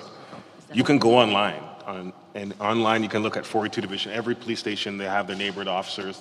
They'll see my name there, and you'll see the sergeants who are in charge of the neighborhood, and you'll see each police officer, and they'll do their email address and their phone number, and they'll be relevant to the area that you're in. In 42 Division, it's Chester, Lee, and the Malvern area. So if you live in those particular neighborhoods, there's going to be officers that are designated to serve and give you some service. Yeah, and just so everybody understands, like not every neighborhood in the city has neighborhood officers quite yet. The program keeps expanding. There's a lot of consultation through the service and City Hall, and how we roll those programs out. But as Staff Sergeant Ford said, there's 2 neighborhoods right now in 42 Division. We're anxiously awaiting the next rollouts and which neighborhoods get them, because we really do see a lot of value in the program. And we brought them here so you guys could see them, because that was going to be one of the questions, that who are the neighborhood officers in my area? That's why I introduced you to them before. The sergeants, like I said, Sergeant Hall, can you just stand up for a second? Sergeant Richard Shaw, can you stand up for a second? So those are the supervisors that are in charge of those officers there. So those are the guys, when you see them coming out, and their uniforms are a little bit different. If you look at Sergeant Shaw's vest there, it says neighborhood police officer on it. Lance, do you want to stand up just to show the other uniform? When you see these officers, go up and say hi. When you see any officer, but definitely these neighborhood officers, when you see them out there. You said you go to school at Pearson? Yeah. Yeah. You're going to see those guys in the area, not at Pearson, but in the area, you'll see them. If you see them, go say hello. There's a question up there. Hi. How does your training or your anti-discrimination training combat hateful ideologies like white supremacy in the police force? That's a great question. And is Nazra still here? Maybe she can help us answer that. Oh, you want me to repeat it?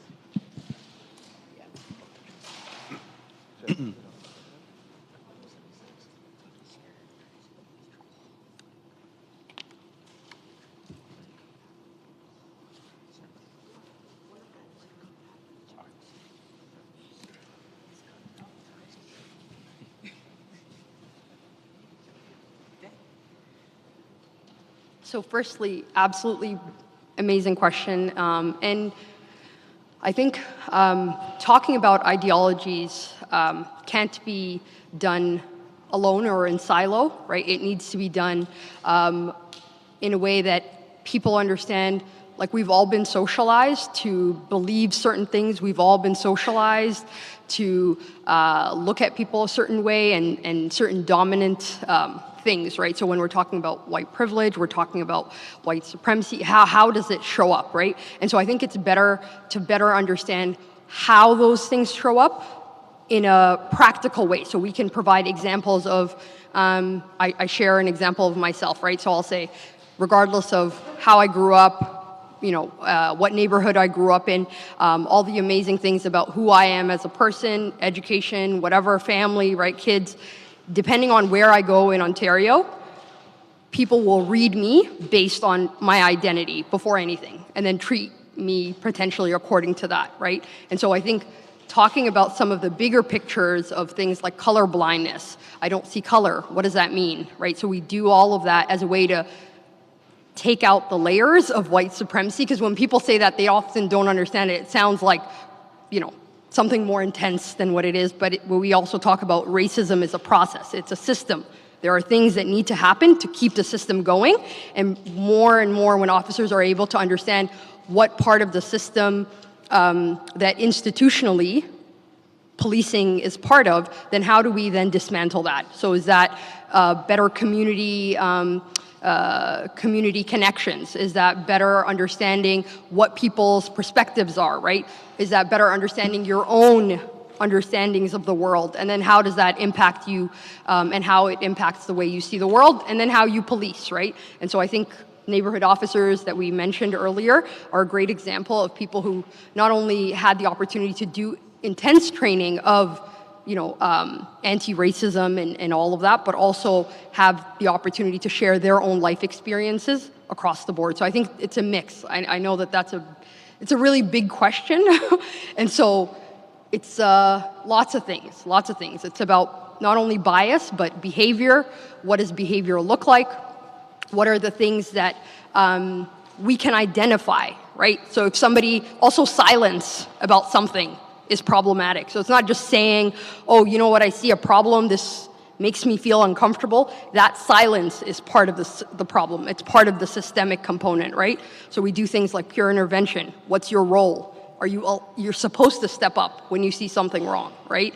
So that could be partner to partner. That could be if you see something within communities, where does your role fall into play, right? So I hope that answers the question, yeah. I actually want you to say, and first of all, I want to thank you for your question, because I can tell you've been thinking about this, and I don't want you to go away either. I want to build on your question, because I think I hear it, what you're actually, you've been thinking in your process. But we know the community is more complex than black and white. Absolutely. And we know that biases can happen across, even within what we call the BIPOC communities. Yeah. Right? Yeah. And we often don't talk about that.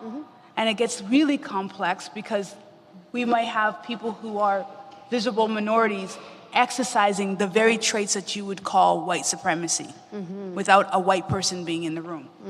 No? Yeah. How are we training for that?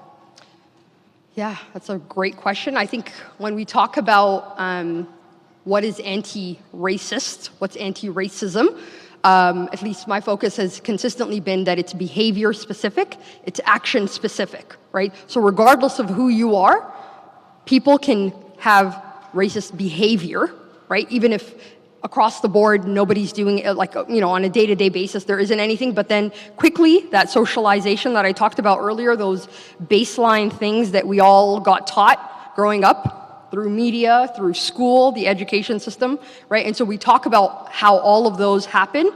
We talk about school to prison pipeline and what that role is in policing and how that impacts communities. And so I think that those, explicitly putting those out and talking about the behavior is a bigger conversation. And in my experience thus far, it's been much more helpful, because then people can say, well, regardless of what you look like, if your behavior is X, Y, Z, then we have to address it, right? I know we had a conversation around this at JCA, around how we look at race-based data and it's a perception narrative. Yeah.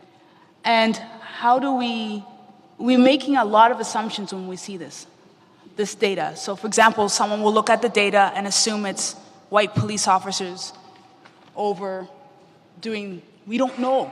We don't know because we don't know who the officers are. Internally, is there data being used in a way to identify who, what, when, and why? Yeah, I think the bigger question there is what are the other factors at play, and how can we really drill down in the data to understand the root cause of these disparities? Because oftentimes when officers are doing their jobs, there's no intent there, right? They need to manage a situation, they're responding, but underneath a lot of these things, there are unseen forces, there's a lot of dynamic factors that we have to take into account, because every situation is unique, every person is unique, and every officer is unique. And so we do recognize there's a lot of data gaps, but we also have to think, when we're thinking about the system, right, which is the question that you have, it's like we all swim in a fishbowl, right, and the fish are sick, and that's because the water is dirty, right? And so we need to, but we don't see it because we are all swimming in this water. And so we have to understand, how does this, how does the way our society is structured, there's gender inequalities, there's age inequality, there's power structures that play out in many different ways. And we often don't see it, right? And so, I think what Nazra was also getting at too is because we're all swimming in this dirty water together, we're all complicit in it. And so we have to recognize our role in it, regardless of our own personal identities, right? And so there's a lot of self-reflection, there's a lot of compassion and empathy building as well that I think we have to work on, because we have to recognize officers are humans as well.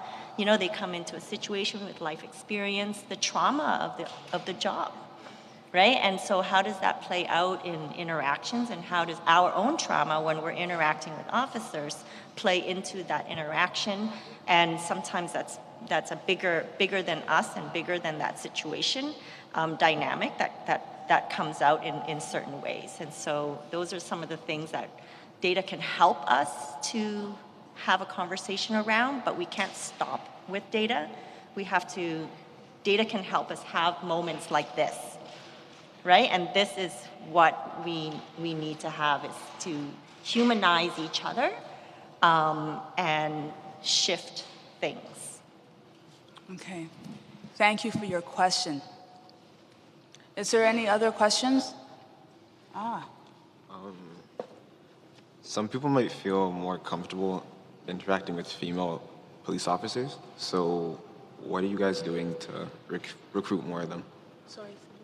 Speak up. Some people might feel more comfortable interacting with female police officers. So what are you guys doing to recruit more of them? More female police officers. I think we have one in the house.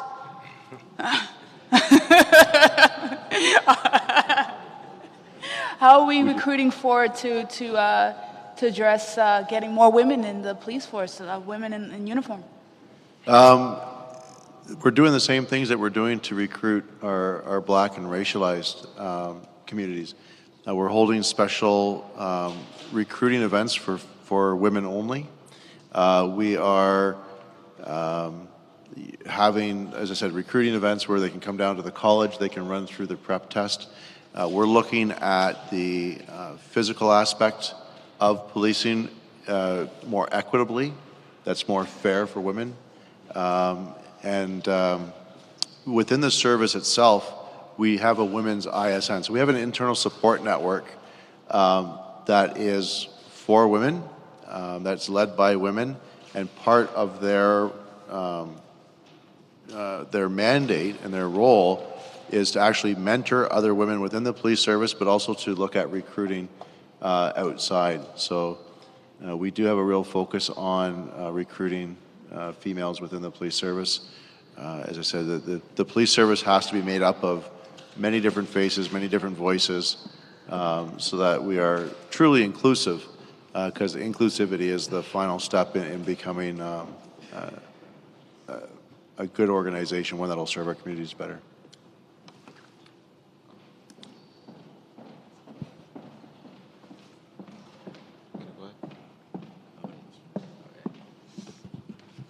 So I'm gonna ask my question. We are curious to see why there is such an overrepresentation of Black and other racialized communities in the use of force data, especially in communities where there is not an overrepresentation of Black or other people of color. Oh, my bad. Especially if we live in a community as diverse as Malvern, we would think that there is a higher overrepresentation, but the data does not suggest that. Do you want to start that from the beginning? Yeah, sure. We are curious to see why there is such an overrepresentation of Black and other racialized communities in the use of force data, especially in communities where there is not an overrepresentation of Black and other people of color.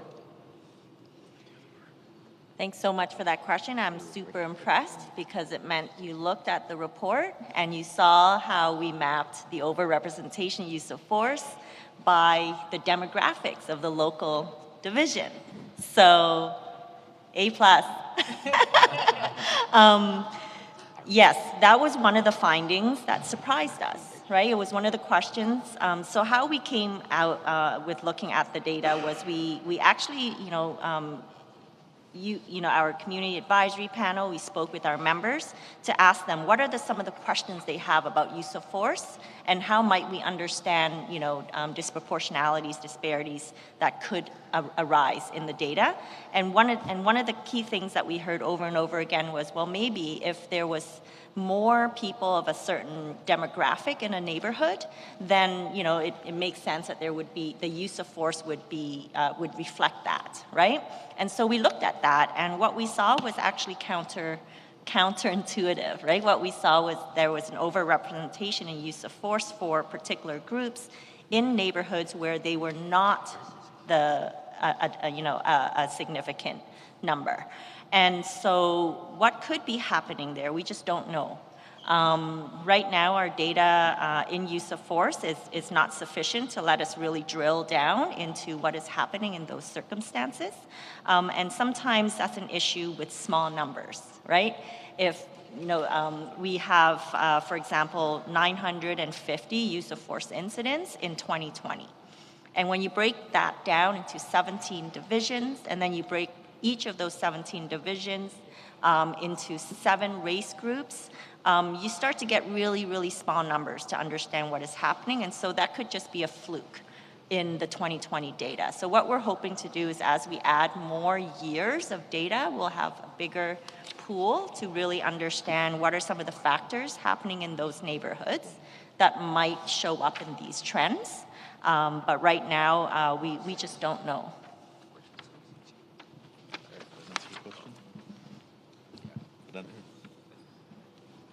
So since you mentioned use of force earlier, you said that they go over the video footage of what happened, right? So when are the exact times you're supposed to turn on and off your camera, your body camera? So how does the body-worn camera work?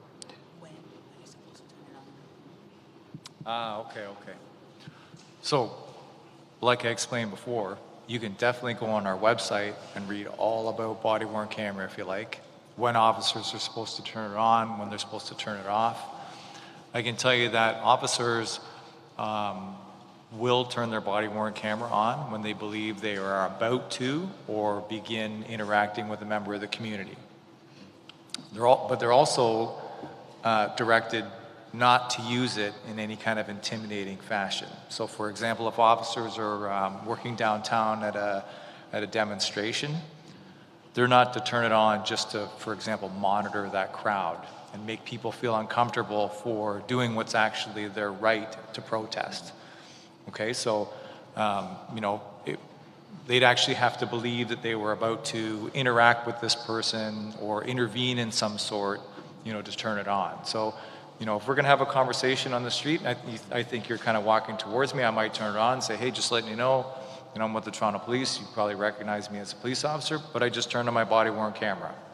And so we'll warn people as well. And same with when we pull over, do a traffic stop and talk to somebody in a car, when the officers, they're trained, and it's part of the rules and procedures that when you walk up to the vehicle, you actually let someone know, hey, I'm with the Toronto Police, just letting you know I've got my body-worn camera on, I have an in-car camera on as well.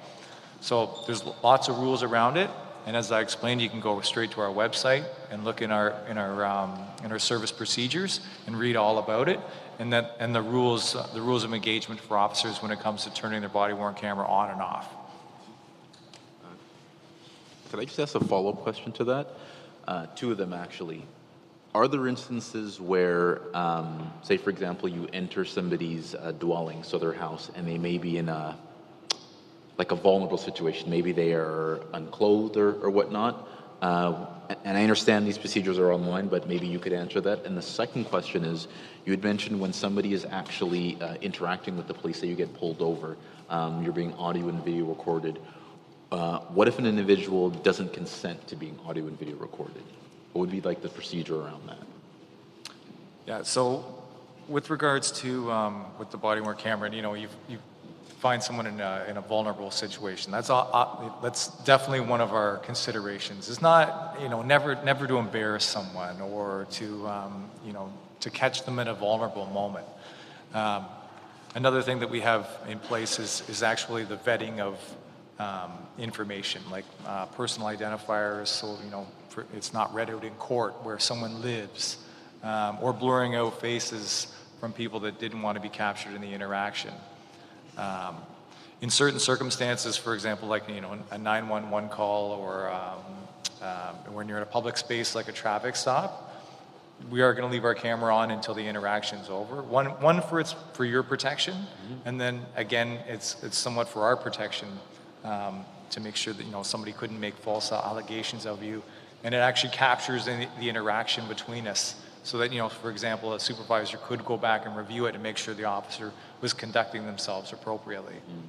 But you're right, and like in private spaces and maybe in someone's house, there's certainly consideration about private information and capturing things of a vulnerable or private nature. Okay, thank you so much. I believe there's another question over here, or online, sorry. Yeah, we have a question from around the room. It's sort of a two-part question. It's about body-worn cameras. What is stopping the police officers from not turning their camera on? And how does someone know that a body-worn camera is on? So, okay. So officers are governed by the Police Services Act. And the Toronto Police has procedures that dictate when officers are to do something or not to do something. And to not turn your body-worn camera on in an instance we're supposed to is considered misconduct.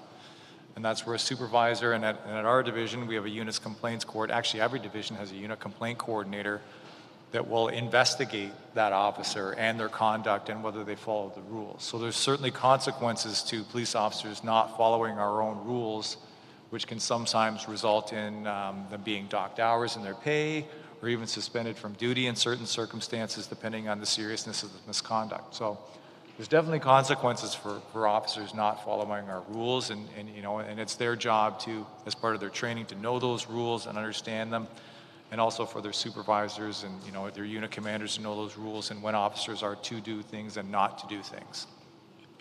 What was the second part of the question, I think? How do we know when it's on? Oh, can one of you officers stand up? Officers have generally...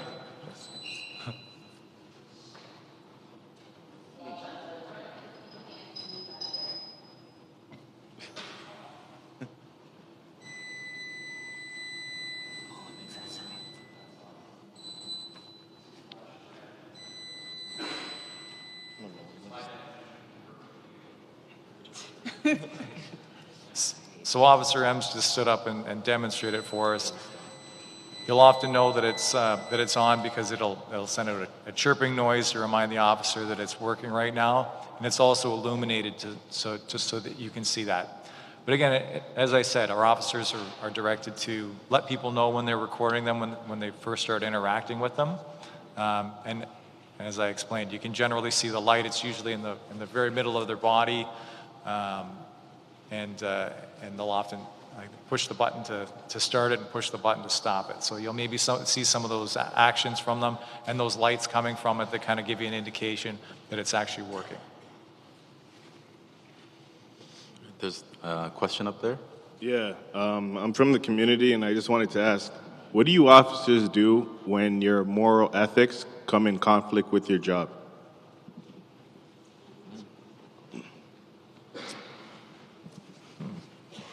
Well, again, as Inspector Williams said here, we're governed by procedures, we're governed by law.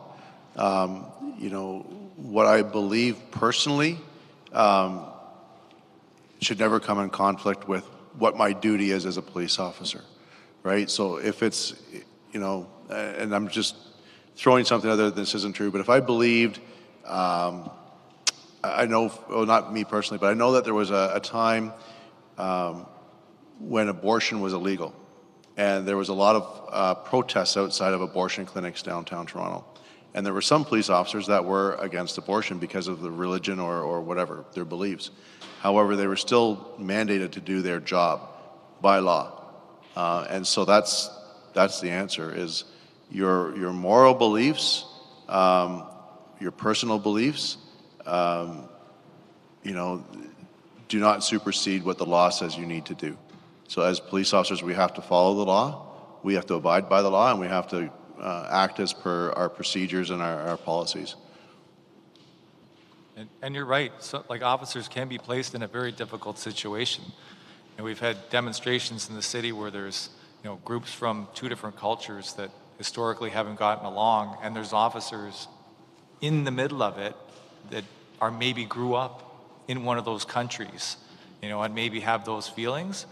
But again, it's our job to remain unbiased and keep the peace, regardless of what, historical feelings you may have.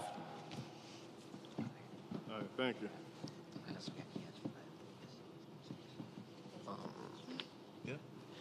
There was an incident recently that happened at a school where a unknown person entered the school and assaulted a student. So in situations like that, what could who's accountable for what happens after the school or the police? Because the school can only do so much if it happens again. So the principal of a school is responsible for the institution itself and the safety of everybody inside it. The police will always come to keep people safe in the school. We'll always support the school and the principal and the students to keep everybody safe. And you're right, there's been some recent incidents, even in Scarborough, where violence has taken place tragically, and some very bad things have happened. And we work with the school board, in partnership with them, to try and come up with the best plans possible to keep people safe. Young people who go to school should feel safe every day, right? And that's, between the, the city and the police and the school board working together to try and come up with the best plans possible. Like a few years ago, we did have school resource officers, but some people in the community didn't feel comfortable with that, didn't feel safe from that. And we're kind of forging ahead with the city and, the police service and the board to try and come up with that formula where everybody feels safe coming to school in both situations where, an intruder can't make it in, but if, they feel uncomfortable having the police in the school, like what is that kind of perfect formula for how we keep people safe? So there's a lot of talk about that right now. I know with the mayor and the city and the school boards and the police and how we scan that horizon and come up with that solution. But absolutely, the school and the principal and the teachers are all there to keep everybody in the school safe, and the police will come 100% of the time to help anybody in a school, and remove people like that. And then if it ends up in criminality or sometimes it's a mental health issue, we'll certainly intervene. I think somebody has another question. With these race-based collections of data, can I trust and can the community trust that the police will use this data to stop problems like over-policing in marginalized communities? Excellent question. And I think us being here today and having these town halls is a commitment that we're showing that we are taking it seriously, and we want to work with communities, with youth, to figure out how can we drive these outcomes in a different direction.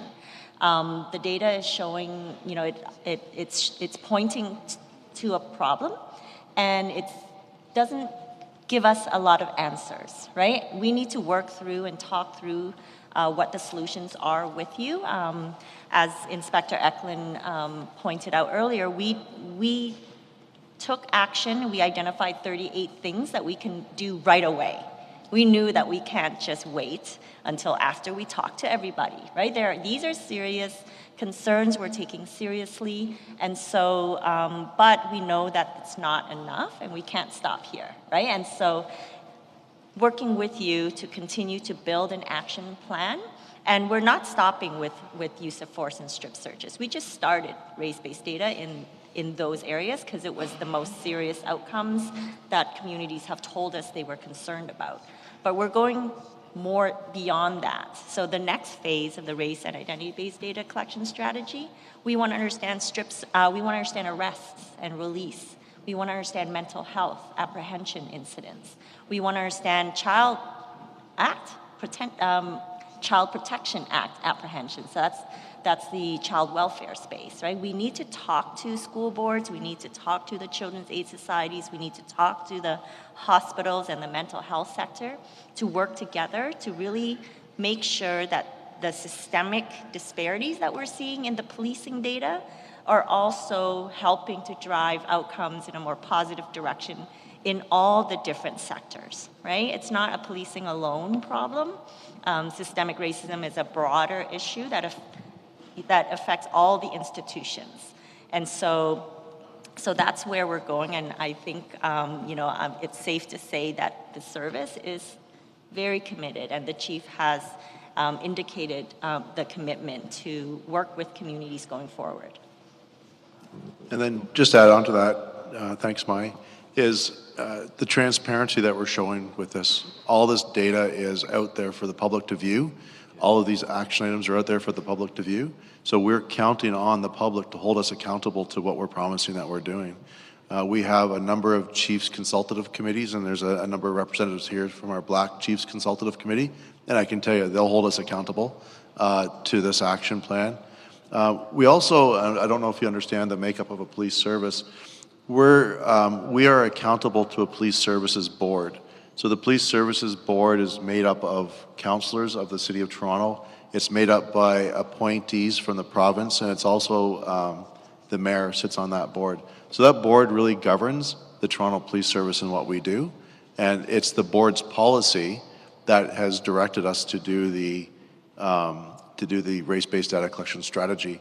And in fact, we've gone above and beyond what the board policy is asking us to do by entering other interactions, analysis of other interactions. So there's a number of bodies that are holding the police service accountable, but the biggest one is our communities holding us accountable for this.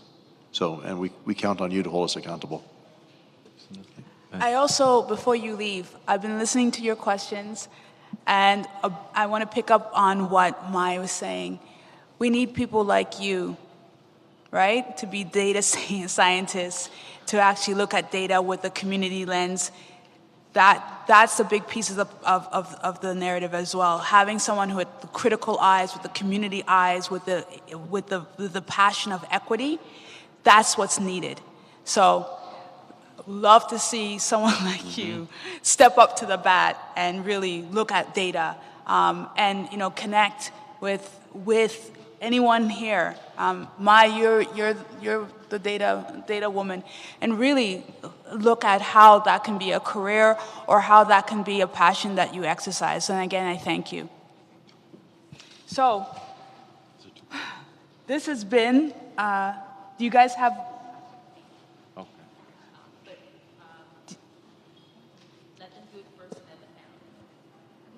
Okay. Yeah. So basically, okay, I'm going to say this has been quite amazing, and thank you so much for your insights and your questions and your participation. I know that there are 2 community members here, and I would love you guys to come to the mic and just introduce us to the work that you do. All right, hello? Yes, perfect. So again, my name is Randy Blackwood. I'm with the Malvern Family Resource Center. That's the facility that you guys are in right now. So thank you one and all for coming and attending this amazing town hall. Hearing the youth voices was definitely something needed. Again, we want to thank all the community officers as well as the officers for being here too. At the Malvern Family Resource Center, we provide a variety of different resources and programs to help families, and that's family in total, to kind of continue to strive throughout their journeys in life. So that's Malvern Family Resource Center. Now I'm going to pass it over to Kathy. Hi everyone, I'm Kavi. I'm from Malvern Rec Center.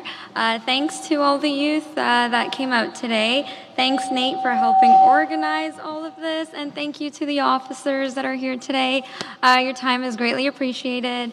Malvern Rec Center is just down the street, folks, so if you're ever looking for any recreational programs or support with anything at all, jobs, volunteer opportunities, talk to me. Other than that, thank you all so much for coming. Have a great night. Okay. Last remarks, starting with Mai. Closing remarks? Yeah, closing remarks. This was the town hall that I was looking. We have 7 planned, and this is the one that I was looking forward to the most. Talking to you guys. You're the next generation. You're going to be the people who are going to put us on a better path. And I hope that we're here to lay the foundations for that continued good relationship that we want to build with communities, and for you to be part of that effort. And, like Claudia was saying, if any of you are interested in data science, policing, social justice, I'm your gal. Come talk to me. If you want to talk about any of the charts around and have questions, happy to talk to you. Thank you so much for spending your evening with us and for sharing your questions.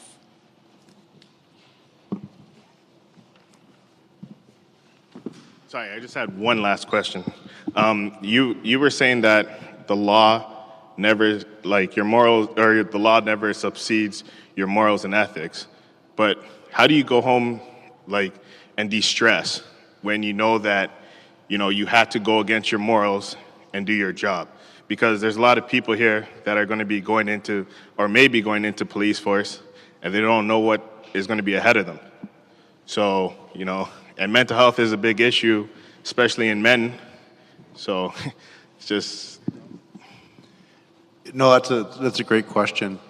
And one of the things I would encourage anybody who is thinking about joining the Toronto Police Service or any police service is to look at what the mission and the values of that police service are. The Toronto Police Service, we have 4 core values. And so you really have to align yourself with those core values before you even think of becoming a police officer. And if you can't, then maybe that's not the right profession for you. If you can look at those core values, doing the right thing, connecting with compassion, learning and growing, those are things that we have to, embody within ourselves, and we have to align ourselves with. So, we all come from different backgrounds, different religious beliefs, different cultural beliefs, but the basic belief is the belief of law and order and doing the right thing, right? And so that really will carry you through a lot of the stuff that you see. The other part of that question about mental health, like what do you do when you go home to de-stress? We have a very robust unit, our wellness unit, that focuses on mental wellness of officers. There's a number of resources available for officers who are experiencing issues with post-traumatic stress injuries.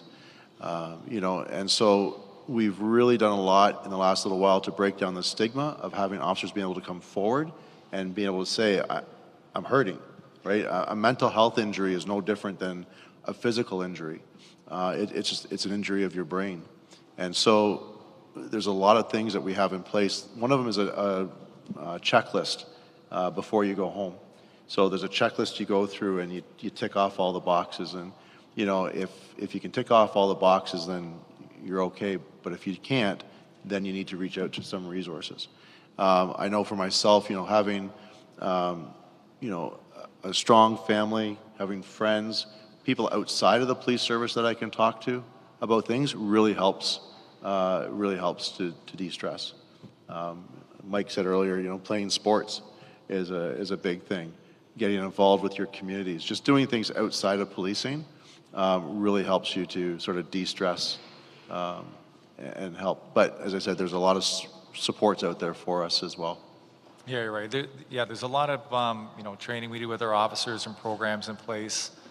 And from our perspective, a healthy workforce and a positive workforce is going to go out and have positive interactions. You know, if you have, you know, people who are feeling negative and feeling stressed and, you know, feeling bad about coming to work, their day is not going to get better once they, you know, start going and interacting with people and sometimes, you know, negative circumstances.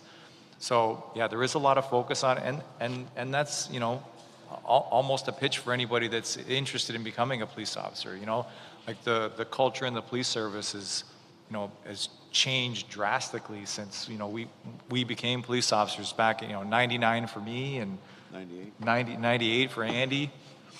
You know, there's been a huge shift in looking after the health and wellness of, you know, the people that work for us and serve the community, because it's really important that they, you know, they have a positive working environment, you know, that they start their day, you know, kind of smiling, because, you know, they do see a lot of challenging things out there, and if they, you know, if they come to work already feeling down, their day is just going to get tougher. So, you know, there's a lot of focus on that, and, you know, maybe a little reassurance for anybody that's thinking about it.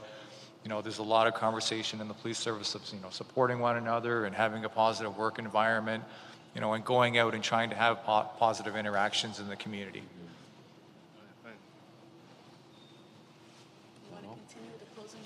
Oh, yeah, sure. I think this is a great thing for the youth, especially you guys, to come out here and voice your concerns, especially you two. I want to give you guys both kudos, because obviously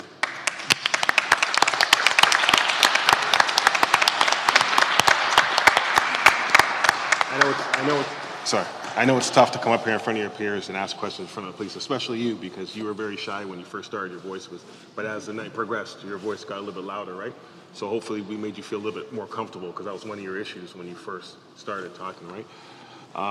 To piggyback on to what that gentleman said, when you're a police officer, you're with police officers a lot of the time. So for 5 days, you're working 12 hours a day, and you come home and you want de-stressors, and what you're talking about is de-stressing, right? A lot of the time, keep your own things that you hold dear to yourself. This is a job, we love doing what we do, but also outside of that, I like being with my friends talking about other stuff that has nothing to do with policing. You need that. And if I guarantee you talk to half of these guys, or anyone, if you talk to your parents, when they come home from work, the last thing you want to do is talk about work, right? So keep those things dear to yourself. That's what the inspector was saying there. Hold on to be who you are, and it's a great job. So if it's something you want to do, and pursue it, but also hold on to what's dear to yourself. Thank you for having us, by the way. Yeah, and I just want to say thanks to everybody for coming out. You know, like, it's good to have a two-way dialogue with our, you know, with our community. You know, it's not a good conversation to have when it's one-sided, right? You think you got great ideas until somebody maybe gives you a little bit of feedback. So, you know, getting feedback from all you folks, and, you know, there's lots of sharp minds out there. And like I said earlier, like, come help us. You know, come be in the community. You know, you're the only one that can make those decisions for yourself and how you act if you become a police officer. So, you know, we're asking you, come join us. And I said before, there's a million different, you know, jobs and roles in the service. So we're looking for people to help us, and we're looking for people from our communities to help us. So, you know, thanks for coming and being a part of this, and thanks for giving us some feedback too. So again, everybody, my name is Nate Wilson-Taylor. I am the Youth Program Coordinator at Malvern Community Recreation Center. And I'm also one of the Community Advisory Panel members for the Race-Based Data Collection Strategy. I do want to thank everybody here for coming tonight, whether it's my youth, whether it's youth from the Malvern Family Resource Center. And I do want to give a very, very, very big shout out to my two youth champions here. As Ryan had said, they were very nervous at the start. We give them a round of applause. Yes. Thank you so much. And for those of you in the community that are ever looking for somewhere to come after school, Malvern Community Recreation Center, we have an amazing youth lounge. We have various recreation programs. And again, thank you all for coming out. This is here for you guys, and you guys are the voice, you know, of the community. Not only are you the voice of the community, you are the future. And so again, thank you so much for coming out. My name is Claudia McCoy. Enjoy your evening.